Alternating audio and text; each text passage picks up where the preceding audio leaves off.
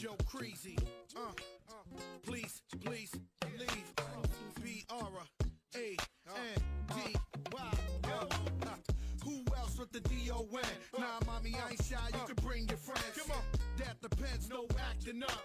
Down for whatever, baby, that's what's up. Let's get it poppin', cause soon I'm out. Peel them J's off, let the full moon out. I can see it in your eyes, you're in need for pleasure. And Joe cracks love exceeds the measures. Come on. Boy, I saw you soon as you came bouncing through the door. You and your mans and them just took over the floor. Started doing your thing, and it made me notice you even more. Oh, hey, you turned around and looked at me. It seemed as though you must have somehow felt me staring on the low. Something tells me you're the kind of guy I'd like to get to know. I ain't even gonna front, I ain't even gonna lie. Since you walked up in the club, I've been giving you the eye. We can dance if you want, get it crackin' if you like. Must be a full moon, feel like one of those guys. Is this the first time that I'm seeing you around? Could you be visiting or are you new in town? Yeah, whatever the case, I'm feeling you right here and right now. And all the love is showing lets me know that you like what you see and wanna get to know me too. This could very well be the start of something special. Happy that I met you. I ain't even gonna front, I ain't even gonna lie. Since you walked up in the club, I've been giving you the eye. We can dance if you want, get it crackin' if you like. Must be a full moon, I'm like one of those guys. I ain't even gonna front, even though I'm not front, I ain't even gonna lie. Since you walked up in the club, I've been giving you the eye. We can dance if you want, get it crackin' if you like. Must be a full moon, feel like one of those nights. I didn't think that I'd come here tonight, meet someone like you, start feeling the way I do. Seems like we've known each other most of our lives. After one conversation, this must be right. Move, chick, get out the way. Here comes Jose, it's a full moon out the night, the dawn is here. And everybody looking like they don't belong in here. Where he come from, why his hat so low? He must have some dough. What, Bobby look good? He from the hood and film. Girl, I ain't know what you was capable of, but by the moves I can tell you how to date a few thugs. You can dance if you want, get it crackin' if you like. Must be a full moon, feel like one of those guys. I ain't even gonna front, even gonna front. Oh baby, you walked up in the club, hey, I'm giving you the high. We can dance if you want, get it crackin' if you like. Must be a full moon, feel like one of those guys. I ain't even gonna front, I ain't even gonna lie. Since you walked up in the club, whoa, whoa. We can dance if you want, get it crackin' if you like. Must be a full moon, feel like one of those guys.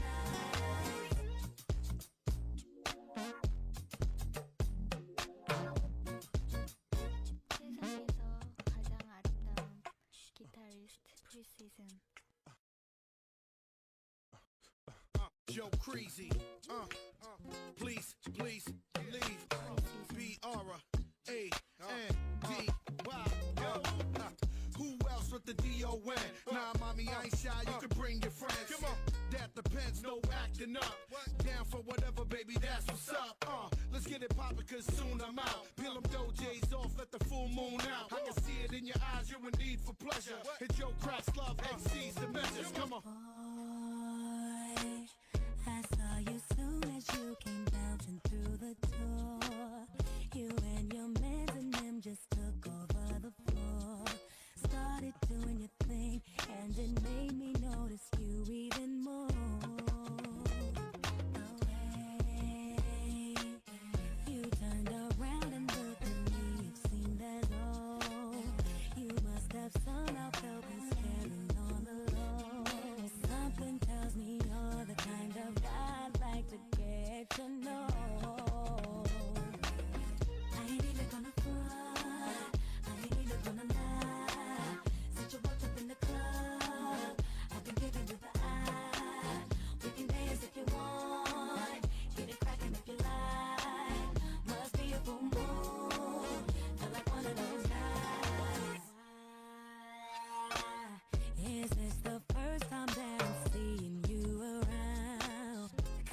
be visiting, or are you new in town? Yeah, whatever the case, I'm feeling you right here and right now.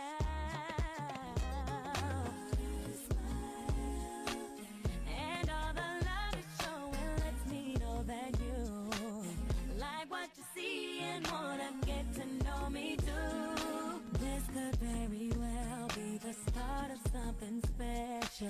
Happy that I met you. I ain't even gonna cry, I ain't even gonna lie. Since you walked up in the club, I've been giving you the high. If you dance if you want, get it back and if you like it, must be a full moon. I like one of those nights. I ain't even gonna cry, even gonna cry, ain't even gonna lie. Since you walked up in the club, I've been giving you the high. We can dance if you want, get it crackin' if you like. Feel like one of those nights. I didn't think that I'd come here tonight, meet someone like you, start feeling the way I do.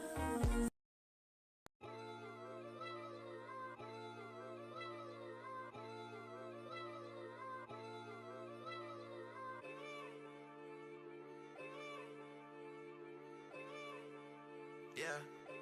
If you talk to me, baby, then talk to me nice. Being the dog, she's flying tonight. Talking to hoes, I'm way too polite. I got her put some baguettes in my eyes. She tryna fuck by the end of the night. Fell in love with me, on here and ain't right. Buy you things I know that you like. Bitch, I'm a dog, though I don't bite. Gripping this shit with all of my might.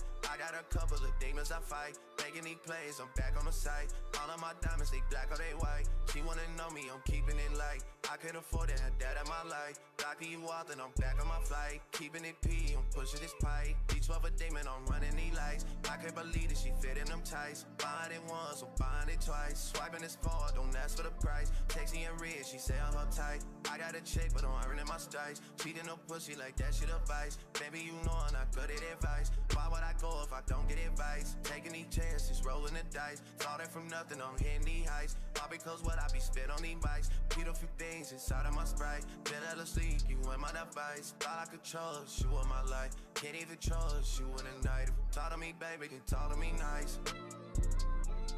You talk to me, baby, then talk to me. Talk to me, baby, then talk to me. Talk to me, baby, then talk to me nice. You talk to me, baby. You talk to me, baby. You talk to me, baby, then talk to me nice. You talk to me, baby, talk to me, baby. You talk to me, baby, then talk to me nice. Yeah. If you talk to me, baby, then come where I stay. Me and the dogs, we back in LA. Making this money and stay out the way. Take when you text me saying okay. Taking this shit out day by day. Don't like it dunk it, I'm shooting a J. Backing up all the things that you say. You and your knees for me, yeah. Funny because I know you don't pray. Said that you down, it's up for the bait. Said I'm on one, so you making me wait. Baby, you notice that shit that I hate. Pull up on you, I'm in a C8. Holding my own, I'm making shit shake. Shit on my shoulders, I'm lifting this weight. I wanna come on, I grip on your cake. Loading, I'm down, I do what it takes. Bitch on that nigga, I'm not my mistakes. I'm in the cut and I'm slipping away. Niggas I know, they moving real fake. Funny how love can turn into hate. Funny how love can turn you away. Funny how love can turn you away. Funny how love can turn into hate. Funny how love. Funny how love can turn you away. Funny how love can turn you into hate. Funny how love.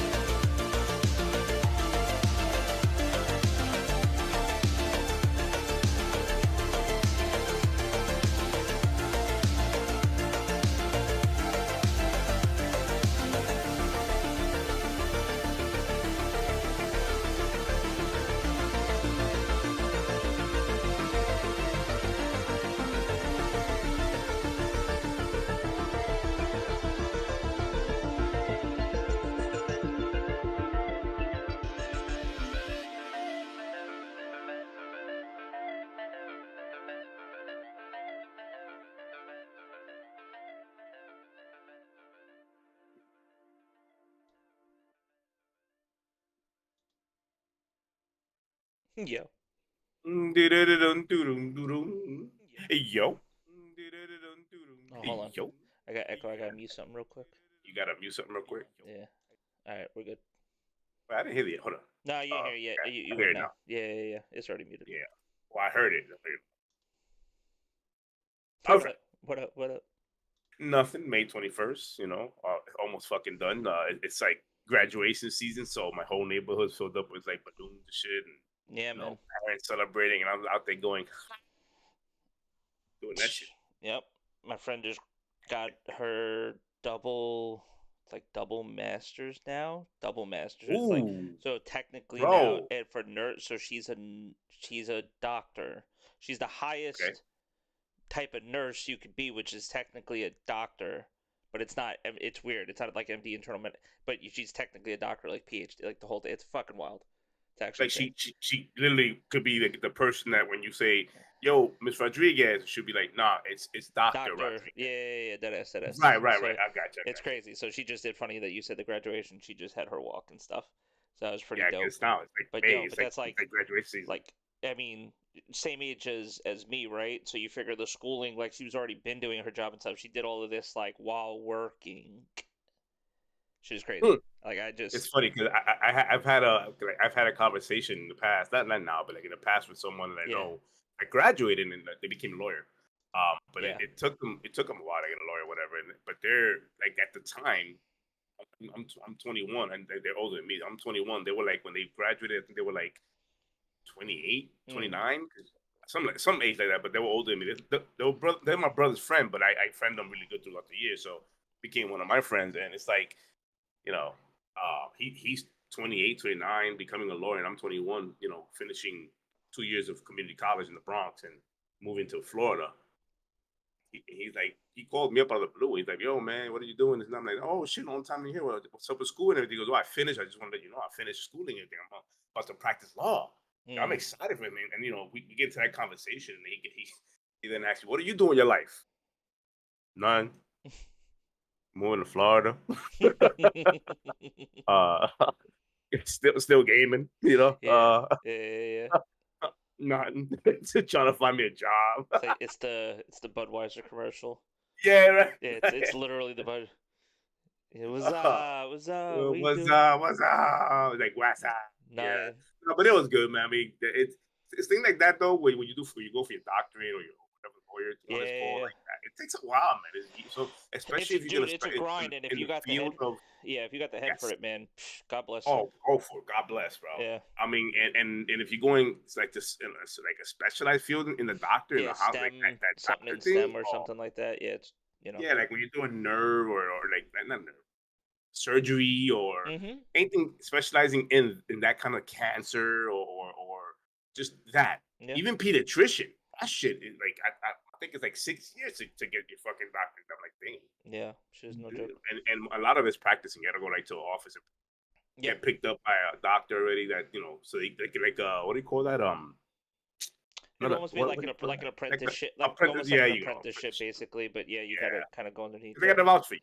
Yeah, they gotta be under their watch and they vouch for you. Yeah, no, they don't throw you right into it. There's no, Pretty cool. I think it's the same thing with like mechanics too. There's a similar thing path with mechanics. Yep, Yeah. even trades when you think about it, welders and things like that. Same idea. Apprenticeship, you learn underneath somebody, and then you get up there, and and once you've learned enough, that's it. Yeah. Don't worry, Chad. You are in the right spot. We are going to be talking about games today. Plenty to talk about.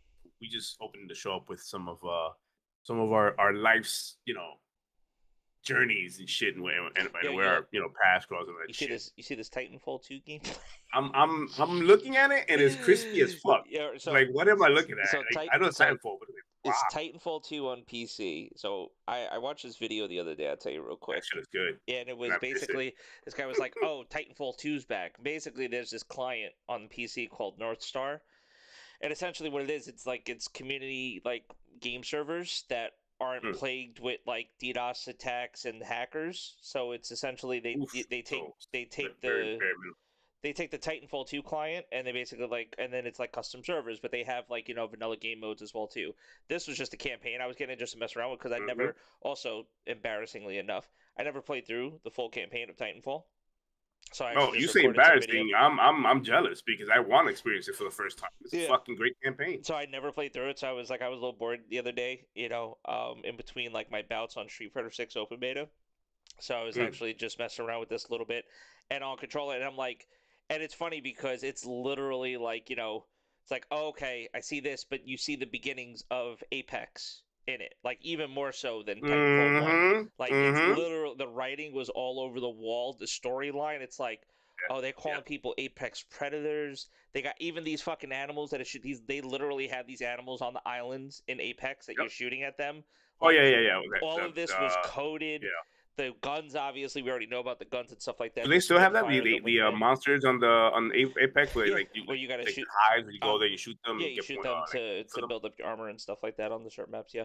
Well, Yeah. So armor, it's crazy to think about. Like I got a flat line that you start off with, and then you got BT, and then when I went in, and I think later on I have like a video of me playing multiplayer for a little bit, and dude, I'm like, man, I wish I get a Titanfall 3. Like that would just be like real. It makes me want a jetpack fucking game. You play this, and you're that version of the person that goes, oh shit, look, they made a game out of Apex.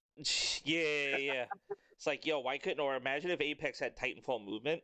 Like Apex has, it's like, shit. Imagine if you were boosted, like not just Valkyrie, not just like, which makes me all sad when we heard that they canceled the TF3. I was like, or not TF3, but the whatever they're working on. They were making an Apex campaign, Yeah. like a game separate from the Apex Battle Royale, like an actual campaign for it. Yeah. And they announced they canceled this. I'm like, no, like, come on. It's because it's success of Battle Royale games, and they're having a success with Apex. It's like, they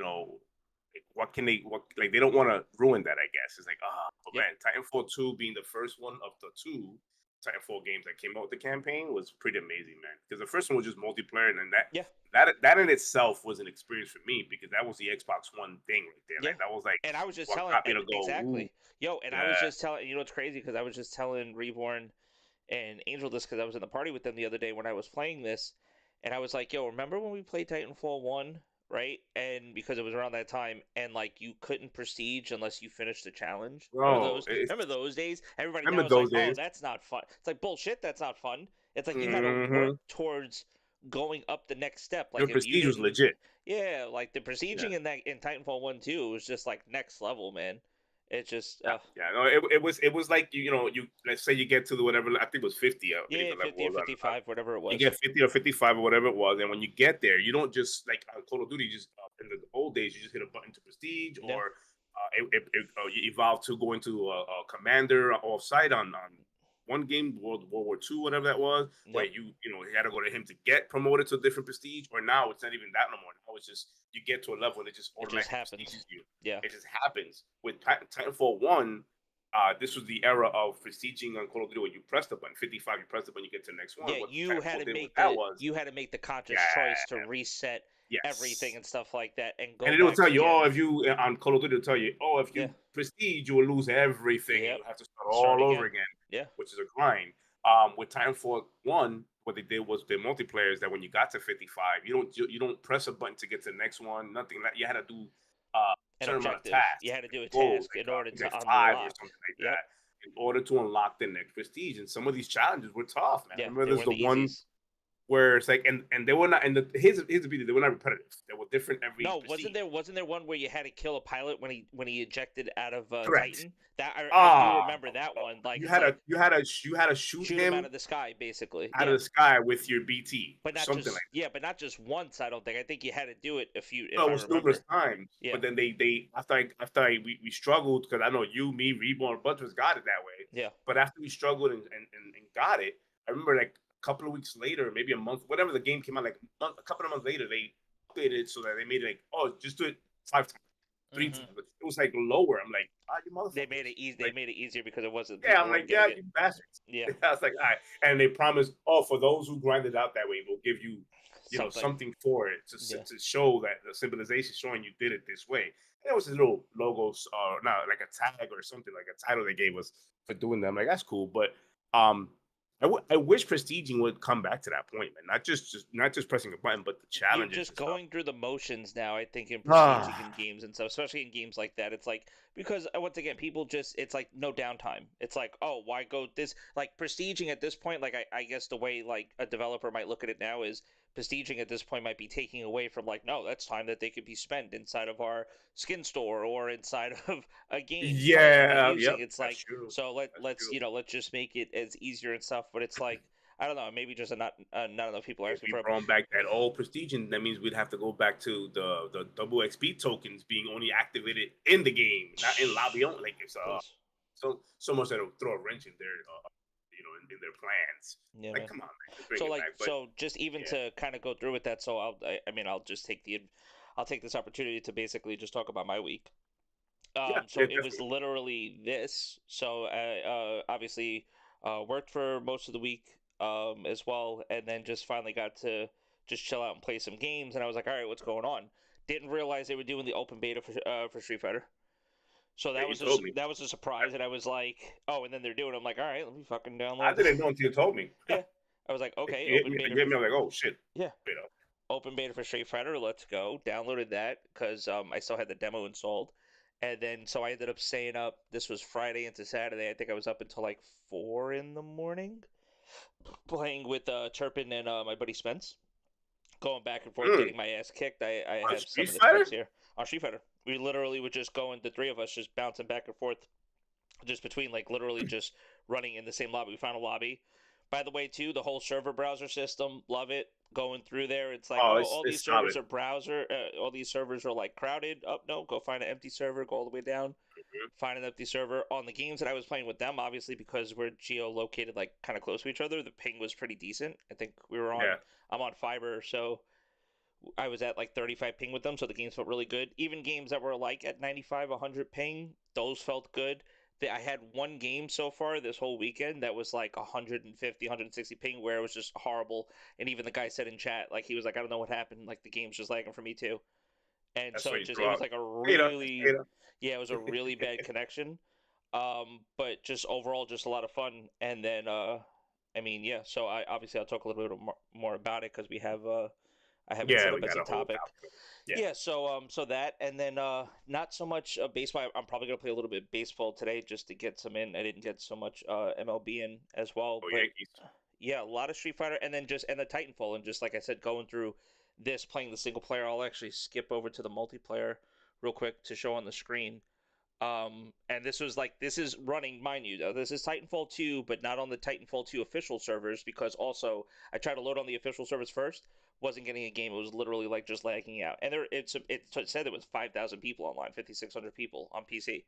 Oh, So I'm sure. I wasn't getting a game. So I ended up loading up this North Star client, found a 12 on 12 lobby, and this was just me, just in it, not playing Titanfall for years, and just getting back in there.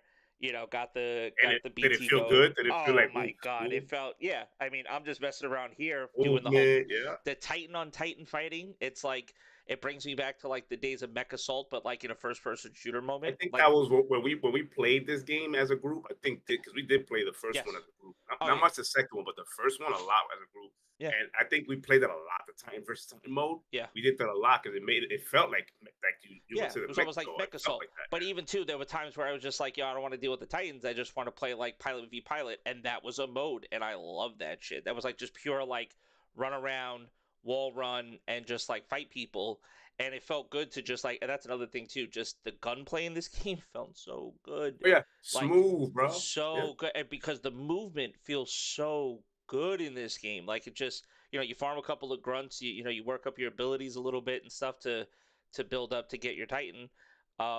And then when you find a pilot and then you start having the fight with the pilot and stuff, just that whole gunfight aspect of it. I mean, sometimes if you get the drop on them, you end up like burning them out, but you could get turned on so easily in this game. Mm-hmm. And just once again, just the whole idea of using those Apex weapons, like from Apex Legends, but they're not from Apex Legends, they're from Titanfall. They're just like, you know what I mean? Yep. And then Well, just in the they, game, they like, have them on Apex Legends, but they kind yeah, of they're tweaked they're it for tweaked. They're the not Battle right. Royale. Exactly, for the Battle Royale. So, and it was just a lot of I was just having a lot of fun. on Titanfall. I didn't play so much of it, but I was playing this for a little bit. Just having fun, and then I'm just trying to think. It was like, so people love Titanfall. I don't know why the game died. It died I mean- because it was, I mean, at the time it was the heightened era of Battlefield. Yes. For EA Oh yeah. So and that was the Call of thing. It Duty. launched. People don't realize this. It literally launched a week before Battlefield 1. Like Yep. that was the thing about EA. When people talk about like EA not knowing what the fuck they were doing, like you literally launched Battlefield 1 and you launched, which was supposed to be like not a reboot, but it was going back. We never had a World War One setting, so you had people hype.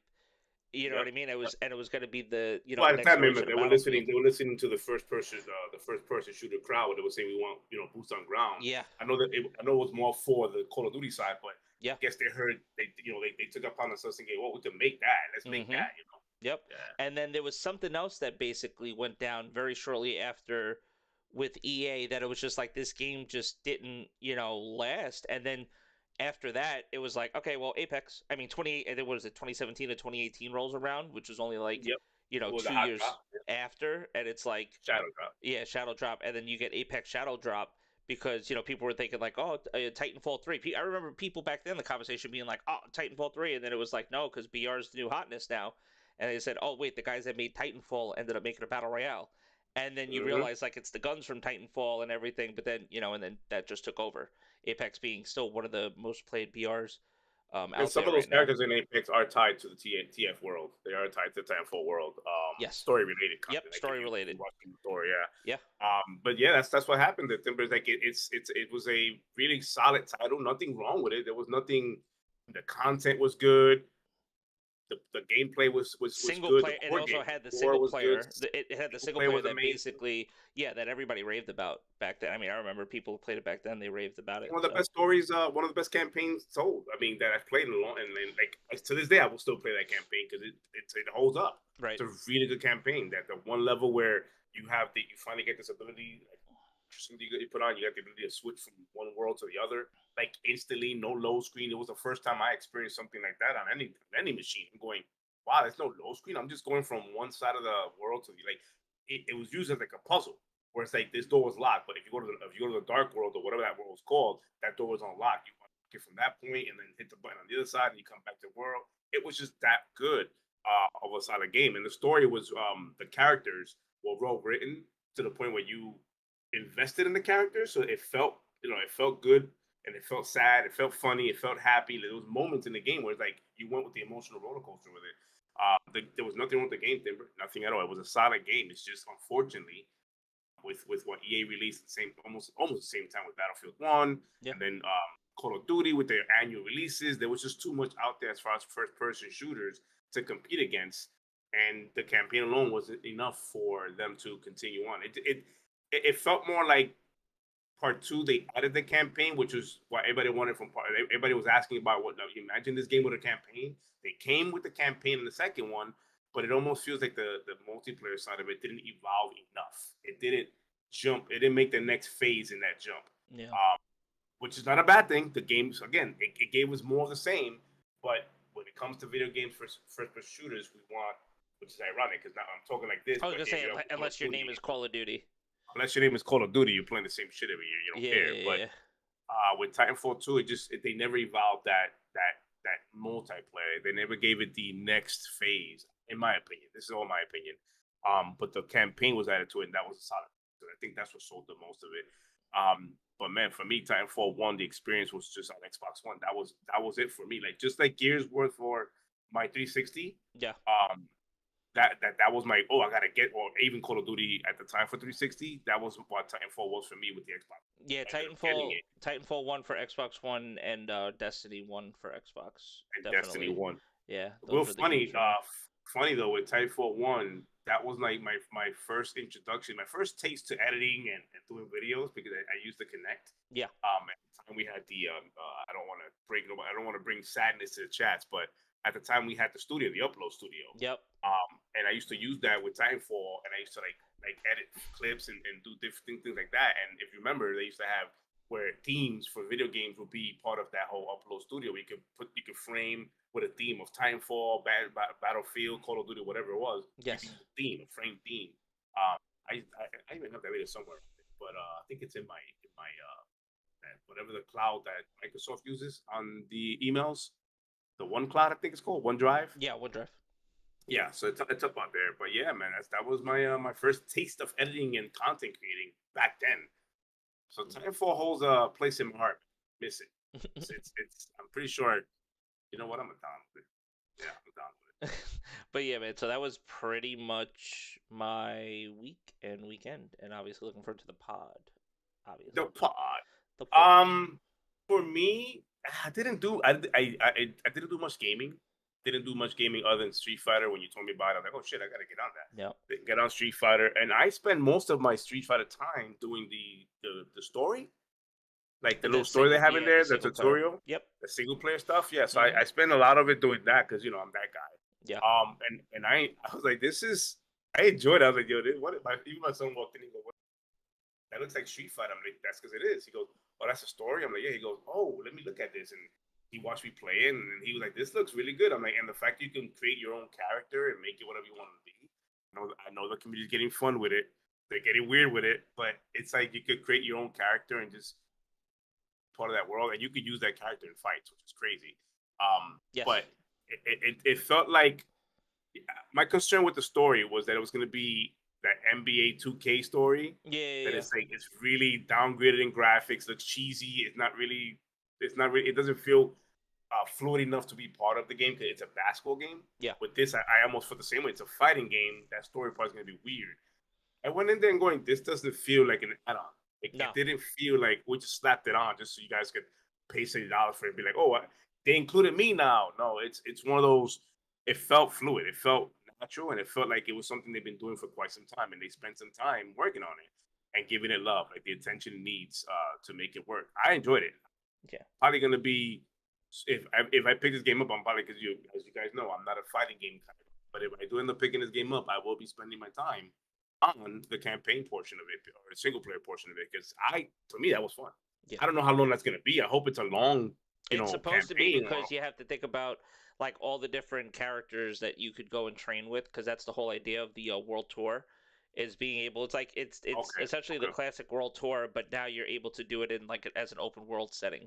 So you're running around, you're fighting people in the street, actually street fighting, haha. Yes. Because you can walk around like literally 3D. Yeah, literally walk around in a 3D world. You're street fighting, and you're going to these different like masters essentially. And after you've done like little missions for them and stuff like that, they train you. And you get to use their, like in the game, you get to use their special moves, but then also too, you could learn their fighting style and incorporate that into your created character. So your created character can be an amalgamation of all the different characters that you would essentially like. Imagine if I had Ryu, but then I was able to do, Chun-Li kicks and stuff, like, you know what I mean? And then just thinking about all the things that you could do with that information and like seeing what the best pairing might be. And that's it. Right. And then take your character when you're done with all that, if you would so please, and bring them online. Bring it to the online, yeah. Yeah, and bring it online and see and mess around and stuff like that separately. Outside of what this game is mainly going to be known for, which is going to be their Battle Hub, which is their online play where people will be going crazy, playing tournaments. That's the great upgrade they're doing there. The Battle Hub. It's a great addition. Oh, it's nuts. I mean, most fighting games now, if you played a fighting game over the last 2-3 years, that's definitely been a thing. I don't know if any fighting hub has been as expansive as this one now. As far as scale, what's in there, the fact that they have. I mean, we're going to talk about Street Fighter, so I don't want to get too much into it now. But yeah.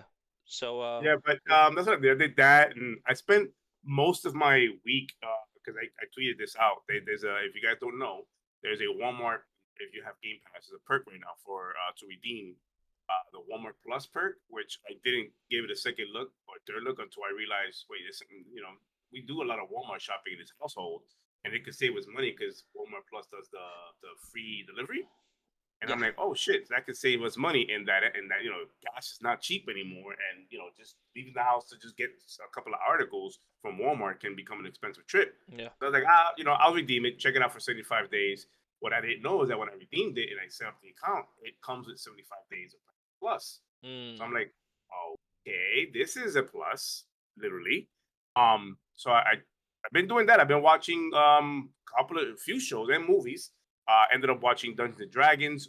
Awesome, funny movie. Good movie. If you a fan of like banter type character shit, where they banter each other and they have jokes with each other back and forth, lighthearted kind of humor, comedy but action at the same time. Dungeons and Dragons is a pretty cool movie. Really good movie. I watched that. What else was on that app? Not show related. It was another movie I watched. I forgot what it was.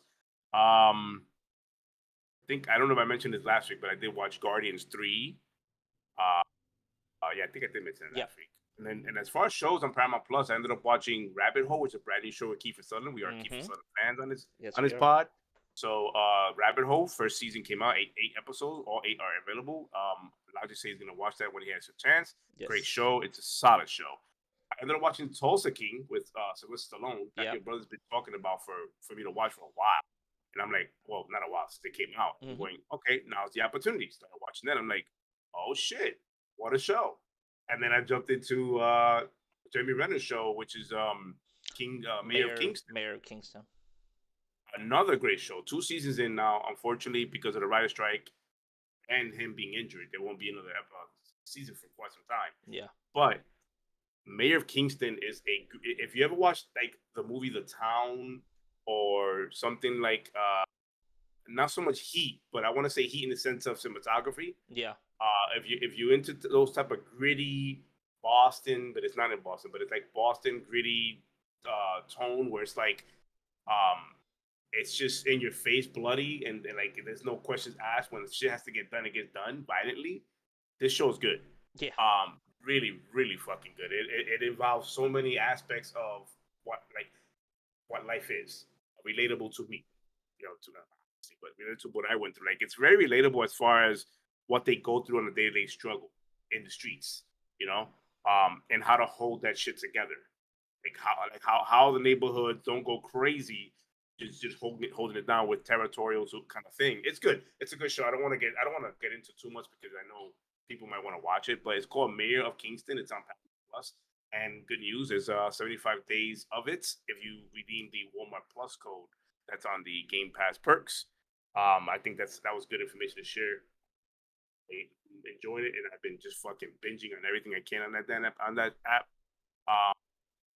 There's something else I watched on it. I'm missing it. I forgot what it was, but I really want to. Let me see. Hold on. I got to. It'll eat me alive.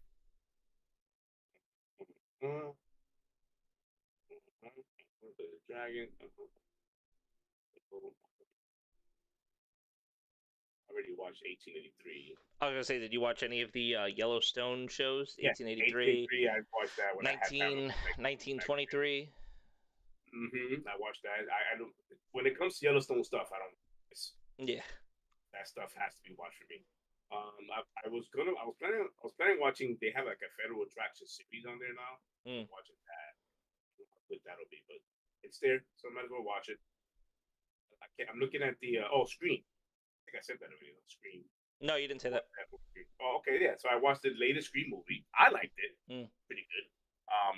So watched the latest one of that. But other than that, man, that's been my week, man. I've been doing the whole watching TV shows here and there, watching my Yankees play. The gaming part of it was light this week, which is mainly Street Fighter. I didn't even hop on Call of Duty this week, so you won't get no Call of Duty talk from me. I think, right? Yeah, there's no topic on either, so you won't get no Call of Duty talk from me. Sorry, Timber. I know you love that part. But that's it. That's been my week. My week was really, really slow when it comes to games this week. I didn't play much. My son has been the one that's been like in my room playing with the PC. Yeah, I think he's been playing not Knights of the Old Republic, but the other one. Just as old. I forgot the name of that one. He's been enjoying that. I downloaded it. Oh, and he's been playing the because now Steam has they don't now. They've had it for a while now. The demos, the free demos that they do now. Yeah. And they ended up putting Dead Space on there, the remake. Like 90-minute demo on it. So he ended up downloading that for. I was watching him play. I'm like, damn, I can't wait for this to be on the EA. Yeah, seriously. Just download and play. Yeah. So it'll be probably a few more months, but. Once it drops, we're gonna get that. But yeah, that was my week. It was really, really slow, really weak. Word. Nothing. R&R, a lot of R&R. About it. But yeah. Word, man. I don't know. Boring week. I don't know.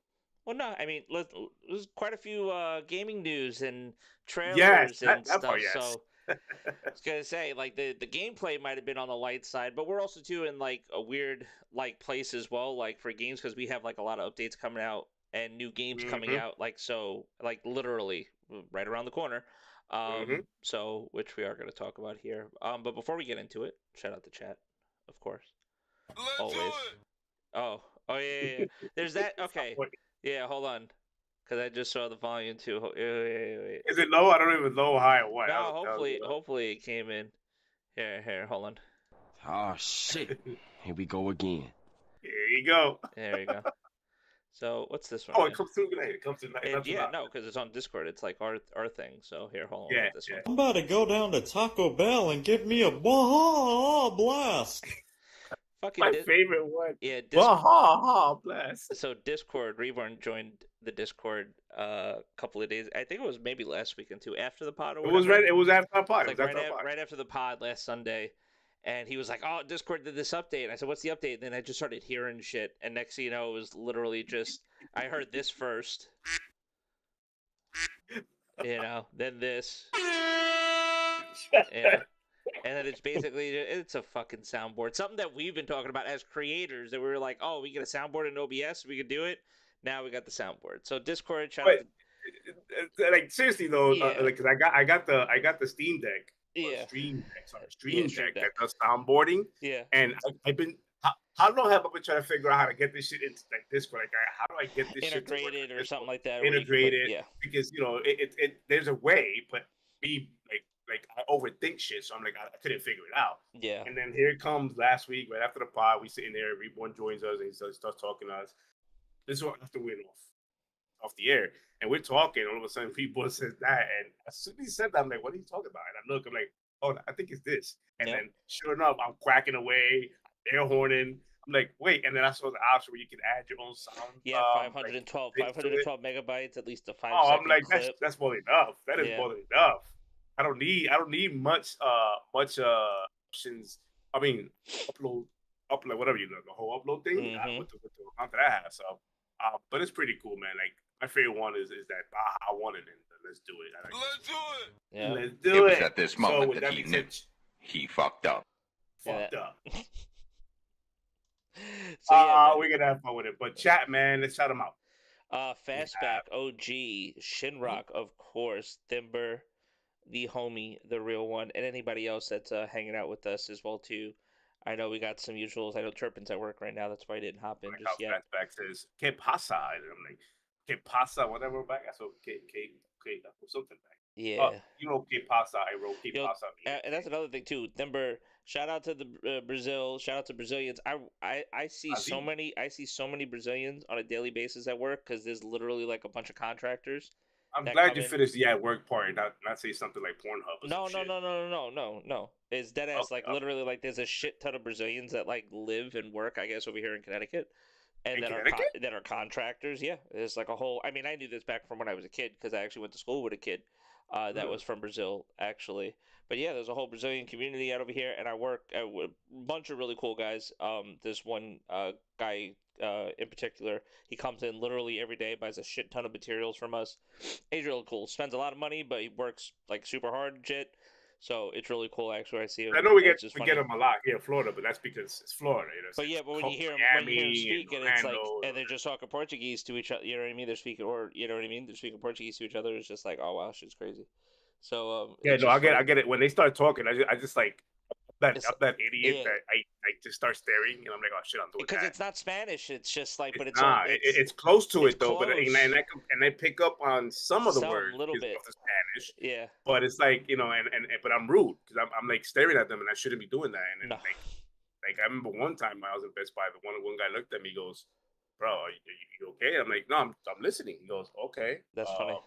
Like in other words, you're being rude. I'm like, yeah, I was like really because I wasn't helping or nothing. I was just there staring at. Like I'm literally uploading fucking like putting upstocking laptops and shit on the shelf. Yeah. And bringing like carts over and shit, and I like to stop doing what I'm doing, and I'm hearing this conversation. I just looked to them. At first, it was like maybe they need my help, but then it just became I'm just being a damn stalker now. I'm just staring at these fuckers, and I'm like, and then they looked at me, and I'm like, ah, shit, yeah, Yeah, so laptop. it got weird. Yeah, so it got weird. Anybody? Would you like a laptop? Anybody like a laptop? iPhonies. We got a bunch. Like, what do you want? Yeah, Oh God. a bunch of them things. But yeah, man. So, shout out to Brazil. Shout out to Brazil. But yeah, man. Shout out to man. audio listeners, obviously, replay listeners, obviously, Nick, everybody else, man. If you haven't done so, like the video. And if you're not subscribed, definitely subscribe. Like the video for the algorithm. Subscribe if you haven't done already, man. That's it, and we're here. Get us on the algo rhythm. I'm always here. Yes, you are. Yes, you are. Facts. That's facts. No printers. All right, let's get into these topics, man. All right, before we get to the topic, I got one more soundboard bite for these guys. Okay. Because we just crap. Very good. Yeah. Round of applause for everybody. Yeah, round of applause. All right, so we were talking about this a little bit in our intro. Yeah. But it's fight gaming season, man. It's like Fight Club, man. Like we got a bunch of games in the fighting community in that space that's coming out, and it's like, man, it's taking me back to the arcade days. Like, should I bring my roll of quarters? Do I got next? Like, how are we doing this? Yeah, we don't need that now though. It's time. You know, it's we got Mortal Kombat 1. Unlimited continues. Right, Unlimited continues. Time at to the wake up. Safety of your own home. No to more a new fist fights at the reality. arcades. Who got next? Who's To a jockeying for the blank next spot? canvas Yo, I put that my I quarter have first, painted so in I was with in first. warmth. You saw me here. Why you acting like you beat me though, man? You were cheesing me the whole way. That sounds like a video. Well, no, that was 1990s and shit. Early when I was like arcade doing Mortal Kombat, Street Fighter, or fucking Killer Instinct. Yeah. Literally, that was the fight. Like, yo, you cheesed me all the way. What are you doing? Like, why are you using that guy? And why did you cheese me like that? I got something for you, bro. I got next. And like, come on now, bro. My quarter was there, man. That's my quarter. The choice is yours. You gotta wait your turn. All right, cool. And Whether then to live that's when in quiet serenity. the shop guy will come over and they cut the whole conversation up by just unplugging it. Yeah. Like, dude, none of y'all get to play. Yo, I was on a streak, bro. Like, yeah. All right, man. Mortal Kombat 1. Bloody strife.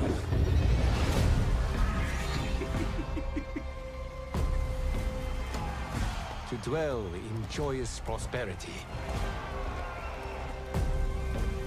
or bitter rivalry. Yo, I gotta freeze that real quick. Hold on a second.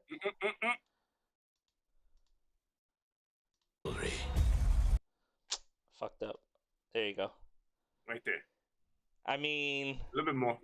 no, yeah, I already did. I did it. I mean, listen, it's the reboot, right? That was another thing. So we could talk about the whole clock and fast forwarding and stuff like that, because I got the FAQ that we're gonna look at right after this trailer too. But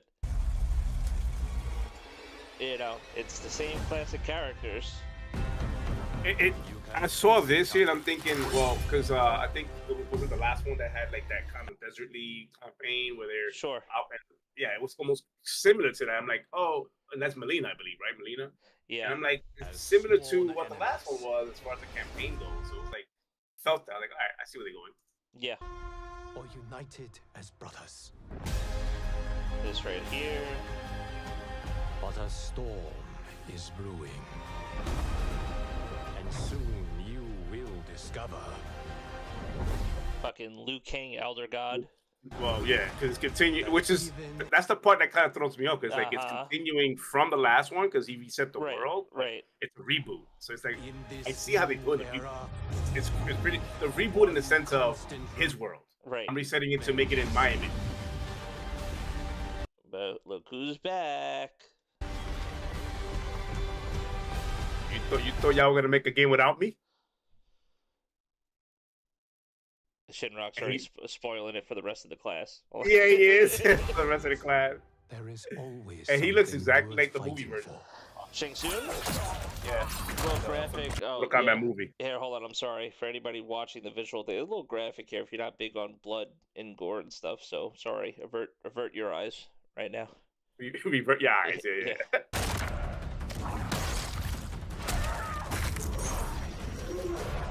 Your soul is mine. Love it. Love it. It's classic, man. The classic line for it, and he's using his classic, power moves and everything, sucking the soul out of you. Pause. You have chosen Pause. to defy peace. Then you have chosen war with a god. Look at Liu Kang with the stubble. Mm. Like this, like the fresh shave. Mm. Little stubble on the mustache. Little stubble, giving that almost 5 o'clock shadow. That's like a mid-afternoon shadow.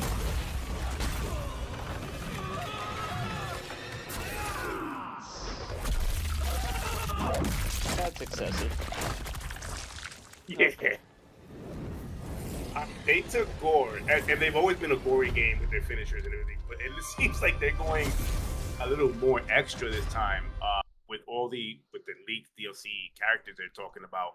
I think that was on purpose. Like, we got to get more gory and more bloodier, because literally the characters that leaked that are coming to this are about that life. Yeah. Like with the other stuff, I'm like, oh, And this that ain't far away, bloodiness. dude. This ain't far away. No, September September. 19th. We're about to hit June, right? June, July, Yeah. August. Yeah, about 4 months. And then We're not you that far off. pre-order to get Shang Tsung, beta access. And look at the pre-order beta. start on May Like 19th. next week. This week. Um, Oh, it's already started. Wait. no. May This 19th. is just a pre-order.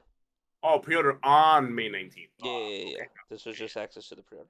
I haven't mentioned when the dates are. So I'm assuming August, since it's September. Probably something like that, July, August, yeah. So Yeah. they did the FAQ, right? Which was pretty cool. What type of game is Mortal Kombat Shinrock 1? wants noob. Shinrock wants noob. Yo, dude, but see, that's the thing too. Like, all right, and so I watched a couple of videos of people. Like, obviously, my go-to for fighting games at this point now, or for gaming in general, but one of my go-tos now on YouTube is Maximilian Dude. I definitely recommend anybody checking out his channel. It's good stuff, but fighting games specifically, he's amazing. And I was watching his reaction and stuff, and they were talking about the type of game that it's going to be. So they allude to it here in the first part. Mortal Kombat 1 is the latest title in acclaimed Mortal Kombat video game franchise developed by award-winning NetherRealm Studios. The game will introduce a reborn Mortal Kombat universe that has been created by Fire God Liu Kang, featuring reimagined versions of iconic characters as they've never been seen before, never been seen before, along with new fighting system, game modes, bone crushing, crushing with a K, by the way, not C. Well, Or the K, of course. yeah, proper. bone crushing finishing moves, and more. So, all versions of MK are being built on NetherRealm Studios technology, with oversight by NetherRealm. NetherRealm team is developing the PS5, Xbox Series XS versions. QLOC is developing Steam and Epic Games Store versions of the game. Shiver Entertainment and Saber Interactive are developing Nintendo Switch versions of the game. In the beginning, so this is another thing. They're like, you know what? None of this like obscurity. It's like, yo, we're making this part of the game. They're making this part of the game, and these guys over here are making this part of the game. So just so everybody's on the same page, everybody should know what their fucking job is and their role is here. So It's not like here at NetherRealm, we're the main team, because that's basically what they're saying. The main team is making the console version. Done. Then we got the QLOC. What's strange to me, though, is that they're making it for current gen consoles, right? PC and Switch, but not like the PS4 or the Xbox One. Yes. PC. Well, because Switch is just... Which is weird. There's too many Switches in the world. Yeah, but there's too many Switches in the world. No, they doing a Switch version of it for Nintendo. What I'm saying is, why not? If you're gonna go that far back in tech and have them develop on like the Switch, why not the Xbox One? Because fuck old generation. Even though that's Nintendo, but you can't say fuck Nintendo. Because too many consoles in the world. Too many consoles in the world. But they're limiting. But you look at it from this perspective. They're limiting the amount of bullshit that they'd have to run through in the development phase. There's no more of this. Oh, we have to delay this version because we couldn't get it running on older. None of that. It's like, no, this is what it's being made for. That's it. And we have a special team that's basically working on the Switch version, and it'll be what it is. And hopefully it runs good, obviously, for the Switch, but. Which I'm sure it will. If they're making. It just should. If they're a whole separate team is developing it, for that specific system, then it should run as smooth as it can, because it's not. It's not the NetherRealm team doing all of them. And I think this to a bigger thing, what you're going to see here, and I think this is also a broader topic that we could kind of get into a little bit, is that. What you're going to see here is over the next couple of weeks and months and even year or so, you're going to see more and more game announcements that come that aren't going to be on last gen consoles. I think we already started that transition like this year. It's just like, gonna I'm seeing more and more PS5, Xbox They're not. XS, They're not. PS5, Xbox Yeah, XS. they're not throwing it into your face per se, but they're definitely letting you know, like, hey, listen, if you haven't updated, like this holiday season, like you probably should. You know what I mean? Even to the point now where we already know the rumors surrounding Nintendo and stuff like that. You know, even with them launching, you know, fucking not Breath of the Wild, Tears of the Kingdom, selling 10 million copies in 3. And that's the other thing too. You still have 3 a days. system in 3 days, 10 million copies, like ridiculous. Mm-hmm. So the transition is here, and it's just easier for companies to just be like, listen, we're at that point now where we don't look bad saying, hey, we're only making it for PC, PS5. Yeah, because there was there was a X. time. I mean, with every new console cycle that comes out, there's always that period.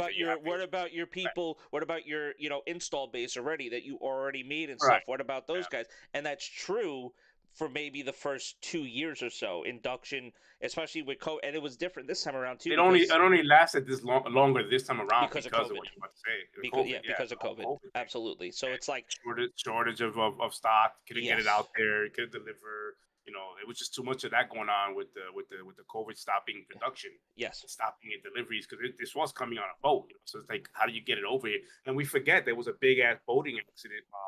That the cargo ship that brings the pieces and parts for these computers and everything and cars and all that. There was a big accident with that. It delayed it by 6 months just to get that shit in here. Yeah. But Shim, man, I'm with you, man. I understand that. It's gonna, for me, PS5, Xbox XS, great. I'm just, when I saw the Switch part, I'm like, well, wait, if you make it for the Switch, but Logic makes a good point. There's so many Switches out there in the wild. They're not gonna just say fuck that. We're not gonna go that route. And they're not in a position to say fuck Nintendo either, especially if Nintendo wants a Mortal Kombat, they're getting a Nintendo. Remember, that's supposed to be your family friendly system, but even Nintendo's like, no, we'll take a Mortal Kombat. You got one of those? Right. We'll take that. You got one of those? We'll take one, please. Thank you. Just do an option of off and on blood, and we're good. Just off and on blood, and we're good. We'll just bring it over here. You got a less gore mode? All right, bet. Cool. We'll be good. Yeah, we like that. Yeah, we're family friendly still. All right. Yeah. But yeah, man, it's I like that they go on the route of you deal with this version, we'll deal with that version. Yeah. Because that'll secure or at least maximize the potential of the optimizations. Exactly. The system, which is PC and Switch, or Xbox and PlayStation, it ensures that at least that team will have to focus and only concentrate on that version. Yeah, remember, in this, another going, oh, I gotta do, like, we gotta run it here. No, yeah. On the bug over here. How is it in the Switch? Is it the same bug? Oh, no, it's different? Okay. Even though they're still gonna get final say on all the versions of it and be like, okay, it's good, you could release it. You know what I mean? Like, they'll still get final say, but it's not up to them to actually be responsible for what comes out. They just have to see whatever the end result ends up being. But also, too, in this thing is, there's none of this. Also, we could already kill none of this console second-class citizen bullshit. Because as you can see here, original team, main squad, A squad, working on console version, A squad working on PS5 Series XS version. Okay, I would admit I've never heard of Q-Lock. I don't know who they are. I don't know what game I've played from them that they've developed or helped develop or whatever. So I'm ignorant to that sense. So I'm not gonna jump to conclusion like, oh, Q-Lock, oh my god, it's gonna be trash, or I'm not doing all that. Polish game developer company based in Warsaw. Okay. They worked on Hellblade, Rime, God Eater 2, Dark Souls Remastered. So they got some games underneath them. They got a pedigree. Okay. Yeah, they got some games underneath them for sure. Yeah. They work big with localization and stuff like that. Man, you said something that triggers me, and I hate that that's the new trendy word now. The whole first class citizenship on gaming. I'm like, why are we doing this? But that's why you're gonna have. But that's why it's like, you know what? You do the FAQ and you nip all of that conversation in the butt real quick. Out the way. You know, when does Mortal Kombat release? September 19th. Mortal Kombat 1 early access. Players who purchase Mortal Kombat 1 Premium Edition or Mortal Kombat 1 Collector's Edition will have early access to the game beginning September 14th. This, ladies and gentlemen, if you guys weren't playing the home game, is the new pre-order perk. This is it, guys. We've been seeing it now with Call of Duty. You see it with Diablo. I fucking paid Early access. I paid $30 for MLB 4 days early. Okay, and it was on Game Pass. I didn't even pay for MLB. I just paid to play it early, and I got some subs and stuff like that too. This is it. If you want to Well, play the game in before, my opinion, early access is a tangible perk to get for buying the game, pre-ordering it early. right? Over what we used to get back in days, which is like a sticker on a box or Yeah. Beta, for 2 days or what, like that. That was always tradition, right? You Yeah. get a beta for 2 days because they since got away from what we used to do back in days where it was hard, when there was physical copies. They used to give us a whole helmet for Halo, Master Chief. They used to give us night vision goggles for Combat, for Modern Warfare. Like they used to give us shit like that. Even Assassin's Creed with their collection edition would give us a NCO statue or whatever it was. This is a new thing now. It's early access, and that's more tangible than what they've been giving out lately. And even if you think about this from just like a real world perspective as well too, just the whole idea of like, for example, Diablo coming out on the 6th, that's a Tuesday. We're used to games coming out on Tuesdays and Fridays, right? Mainly in the video game world. But now it's like, so for example, I actually have a job where I have a work week and then I'm off on the weekend. For me, it's better for me to be able to play the game. Oh wait, I could play the game that Friday. Yep. Oh, and then I could play Saturday and Sunday. Like, yeah, I'll pay extras so I get a whole weekend early that I'm off to play the game versus like I probably wouldn't be able to touch it the week that it technically comes out or a little bit and stuff like that. So if I'm like one of those where it's like, no, it's worth for me because I'll have a whole weekend with the game versus like only having a certain amount. Same thing with Mortal Kombat. Listen, as long as like your reasoning behind it, I mean, who am I to tell you how to spend your money? If your reasoning is that, I mean, I'm for that because you're making it make sense. The reason why you do it is because I work during the week, and if I can get this the weekend before that, because I'm off on the weekends, I'm good to go because my work week's like you made a whole thing out of it where it makes sense. Yeah. If you're just getting it early just for formal related thing, And where for it's like the I'm gonna miss developers, out on and just not play this game with like it's just that's a whole different story. And for the developers, what's even crazier too is like for the developers, it's nothing for them to be like, oh, okay, the game officially releases on the 19th, that Tuesday, but we're going to drop it early that first Thursday or something like that. They could have dropped it that Thursday and it would have been, and the official launch date could have been that Thursday, and you know what I mean? It's just, and then that's early, the official date, and they're just going 4 or 5 days before that. So that's the thing. Oh, internet connection. Internet connection is not required to play Mortal Kombat 1, although players need to be connected to the internet experience in certain modes and features. There you go. Right there. Okay. What type of modes will Mortal Kombat have? Genre-defining story mode returns, with brand new cinematic narrative featuring unexpected twists on classic rivalries and original backstories for a wide range of cast of legendary fighters. Because they've been getting better and better with their campaign. Like they've been getting a lot better with their campaign. And this was the cameo fighter part. So what are cameo fighters and how do they work in Mortal Kombat 1? Cameo fighters are a unique roster of partner characters to assist during matches, creating expanding gameplay possibilities for players. These characters are chosen separately from the main roster of fighters. What this means is, so if you guys are familiar with Marvel vs. Capcom 1, the first one for PlayStation 1, for example, that game was technically, it's not an assist fighter. It was 1v1, but then you had another character that you could call in and tag. You couldn't play as that character, but they would come in and they would help you set up combos and stuff. That's the new mechanic that Mortal Kombat's doing. You're going to have a cameo fighter that you'll be able to pick at the beginning of the match, and you'll be able to call on them to help you either block moves or to help you assist in starting combos in the game, basically. So that's what they're talking about, like the new thing, which I don't think Mortal Kombat has technically ever had. So it's not a tag fighter, but it's technically an assist fighter.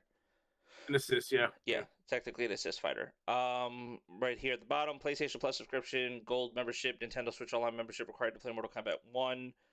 Probably not be required to play Mortal Kombat 1 on PlayStation 5, Series X, or consoles. However, the PlayStation Plus subscription, Xbox Live Gold membership, Switch Online membership will be required for online multiplayer. There you go. And the biggest thing for fighting games. What's up? Hold on. Online membership would not be required to play Mortal Kombat 1 place. I'm confused. No, so you don't need it to play regular Mortal Kombat, right? But if you want to play online, you need it. That's all they're saying. Yeah, they're basically saying if you'd like to play online, you need it. And then right here at the bottom, this is the biggest thing for a fighting game fan. Mortal Kombat 1 have rollback netcode. Yes, Mortal Kombat 1 will have rollback netcode to support online gameplay. That is fucking nuts, guys. For a fighting game fan, if you're a fighting game fan, that's what you want in a fighting game. You want rollback netcode.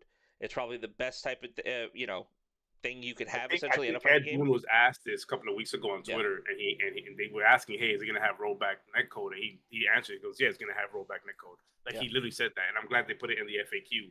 That's huge in the fighting game community. Yes. That's big. Yeah, because that just means it's a solid online. It just speaks for a solid online game experience. Actually, they have the different prices for it. They already have all the versions, all the prices. Basically of the game itself, $70 standard, obviously, for PS5, Series XX, Switch, and PC. They're the physically and digitally for the premium edition for $110. That sounds like a lot. Yes, it does. That's $40 more. That'll include the standard edition along with the Combat Pack early access to the game beginning September 14th. 1250 in Dragon Crystals. The Combat Pack will feature Johnny Cage character skin, likeness of famed actor, martial artist Jean-Claude Van Damme. I read that. That was kind of cool, actually. Early access to 6 new playable characters, available post-launch, and 5 new cameo fighters. So that's another thing, too. If you get the premium edition, you're getting all the DLC characters when they come post-launch, or at least the first 6, and you're getting the cameo fighters that they put in post-launch as well, too. It almost feels like Jean-Claude Van Damme should have been in this game a long time ago. Yeah, this seems wild right here. Collector's edition, $250. God bless you if you're paying $250 for a fucking fighting game. But I guess that includes all the premium edition stuff, along with a 16.5-inch Liu Kang sculpture designed by Course and inspired Liu Kang in-game character skin, 3 exclusive art prints, a steel case, and 1,450 additional Dragon Crystals. So for a total of 2,700 total. I mean, for the collectors in you, if you like a little toy or something to kind of hang out with, there you go, $250. And opportunities to play before release, kills you were mentioning right here. Mortal Kombat 1 beta available in August. So. Oh, there it is, August. There you go. Yeah, man. So August. So MK. September. I figured about 30. So I have a thing here, and my thing was the fact that we didn't see really gameplay there, we just kind of had like a cinematic kind of reveal, right? Cinematic trailer. I have a funny feeling that on Wednesday, which is the PlayStation Showcase, we will see gameplay for Mortal Kombat. So that is my first prediction for the showcase on Wednesday. Yeah, we will see gameplay for Mortal Kombat. Seeing how Sony does own Evo, Sony has technically been the home for fighting games now for a while. So I don't see why it would be any different, at least here. To not see it wouldn't be far-fetched. It wouldn't be a surprising move. Exactly. They've done that before, especially since what you mentioned. They made the Evo scene. That's all PlayStation. Yeah, that's all PlayStation now. Yeah, so it makes sense for them. I mean, I want to see more. I hope they. That's what I mean. At this point, give it to me. Show it to me. I don't care where you put it at. Yep. If it's Wednesday, then let it be Wednesday. Show it to me because I want to see more. I want to see what you've been working on with this game. Like exactly. I said, man, the Jean-Claude Van Damme thing, just feels like it's Mortal Kombat. I own Mortal Kombat on Sega Genesis, man. I remember playing Mortal Kombat. I mean, I played Mortal Kombat on Nintendo 64. I remember playing Mortal Kombat 4. I remember playing 3D Mortal Kombat. I remember playing even when Mortal Kombat went. My brother was high, so not to brag. And I don't know if he's in the chat or not as well, or if he's just working, but my brother actually was ranked on the original Xbox. I forget which MK was it. It was like 5 or 6.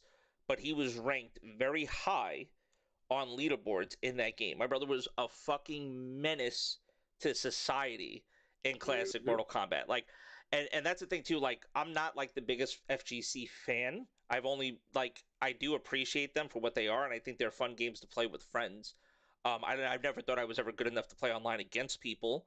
But like Mortal Kombat, this I could definitely see myself going hours on end, like with my brother playing this game. Like, you know what I mean? Like, I would love to have a game like this to like go back and be like, hey, remember when we used to play like hours on end, like fighting games and beat the shit out of each other? I'd like to have a game like that again. And what better game for it to be than that's why I'm at. That's why when it comes to fighting games today, that's what I'm at with it. If a bunch of us was to say, let's get this and play a bunch of games, gonna play hours on it, I wouldn't mind doing that.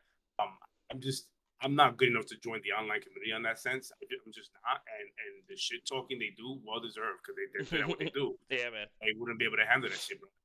couldn't. I would literally like get shit talked on, and in that same instance, I'll be teaching myself how to DDoS, and I will fuck that guy's system up.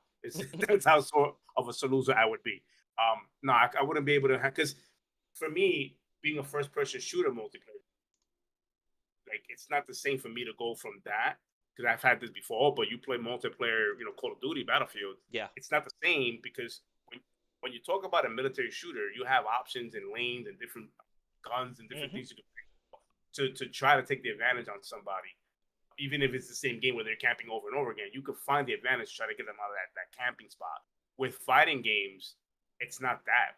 Like, if that person is good with the character they're choosing, and they know their set moves, not even that. If they evolve and they can play as anybody and know their set moves and know their cheese moves and everything, it's almost like if I'm going in there and I don't know what the hell I'm doing, I'm just learning to move myself, I'm gonna get cheese to death.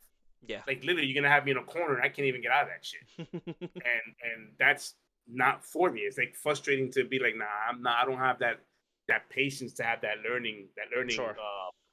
Curve, or whatever you want to call it, skill set. So yeah, but I don't shit on the fighting game community. They're getting love right now. Yeah, that's an amazing thing. They're getting a lot of love.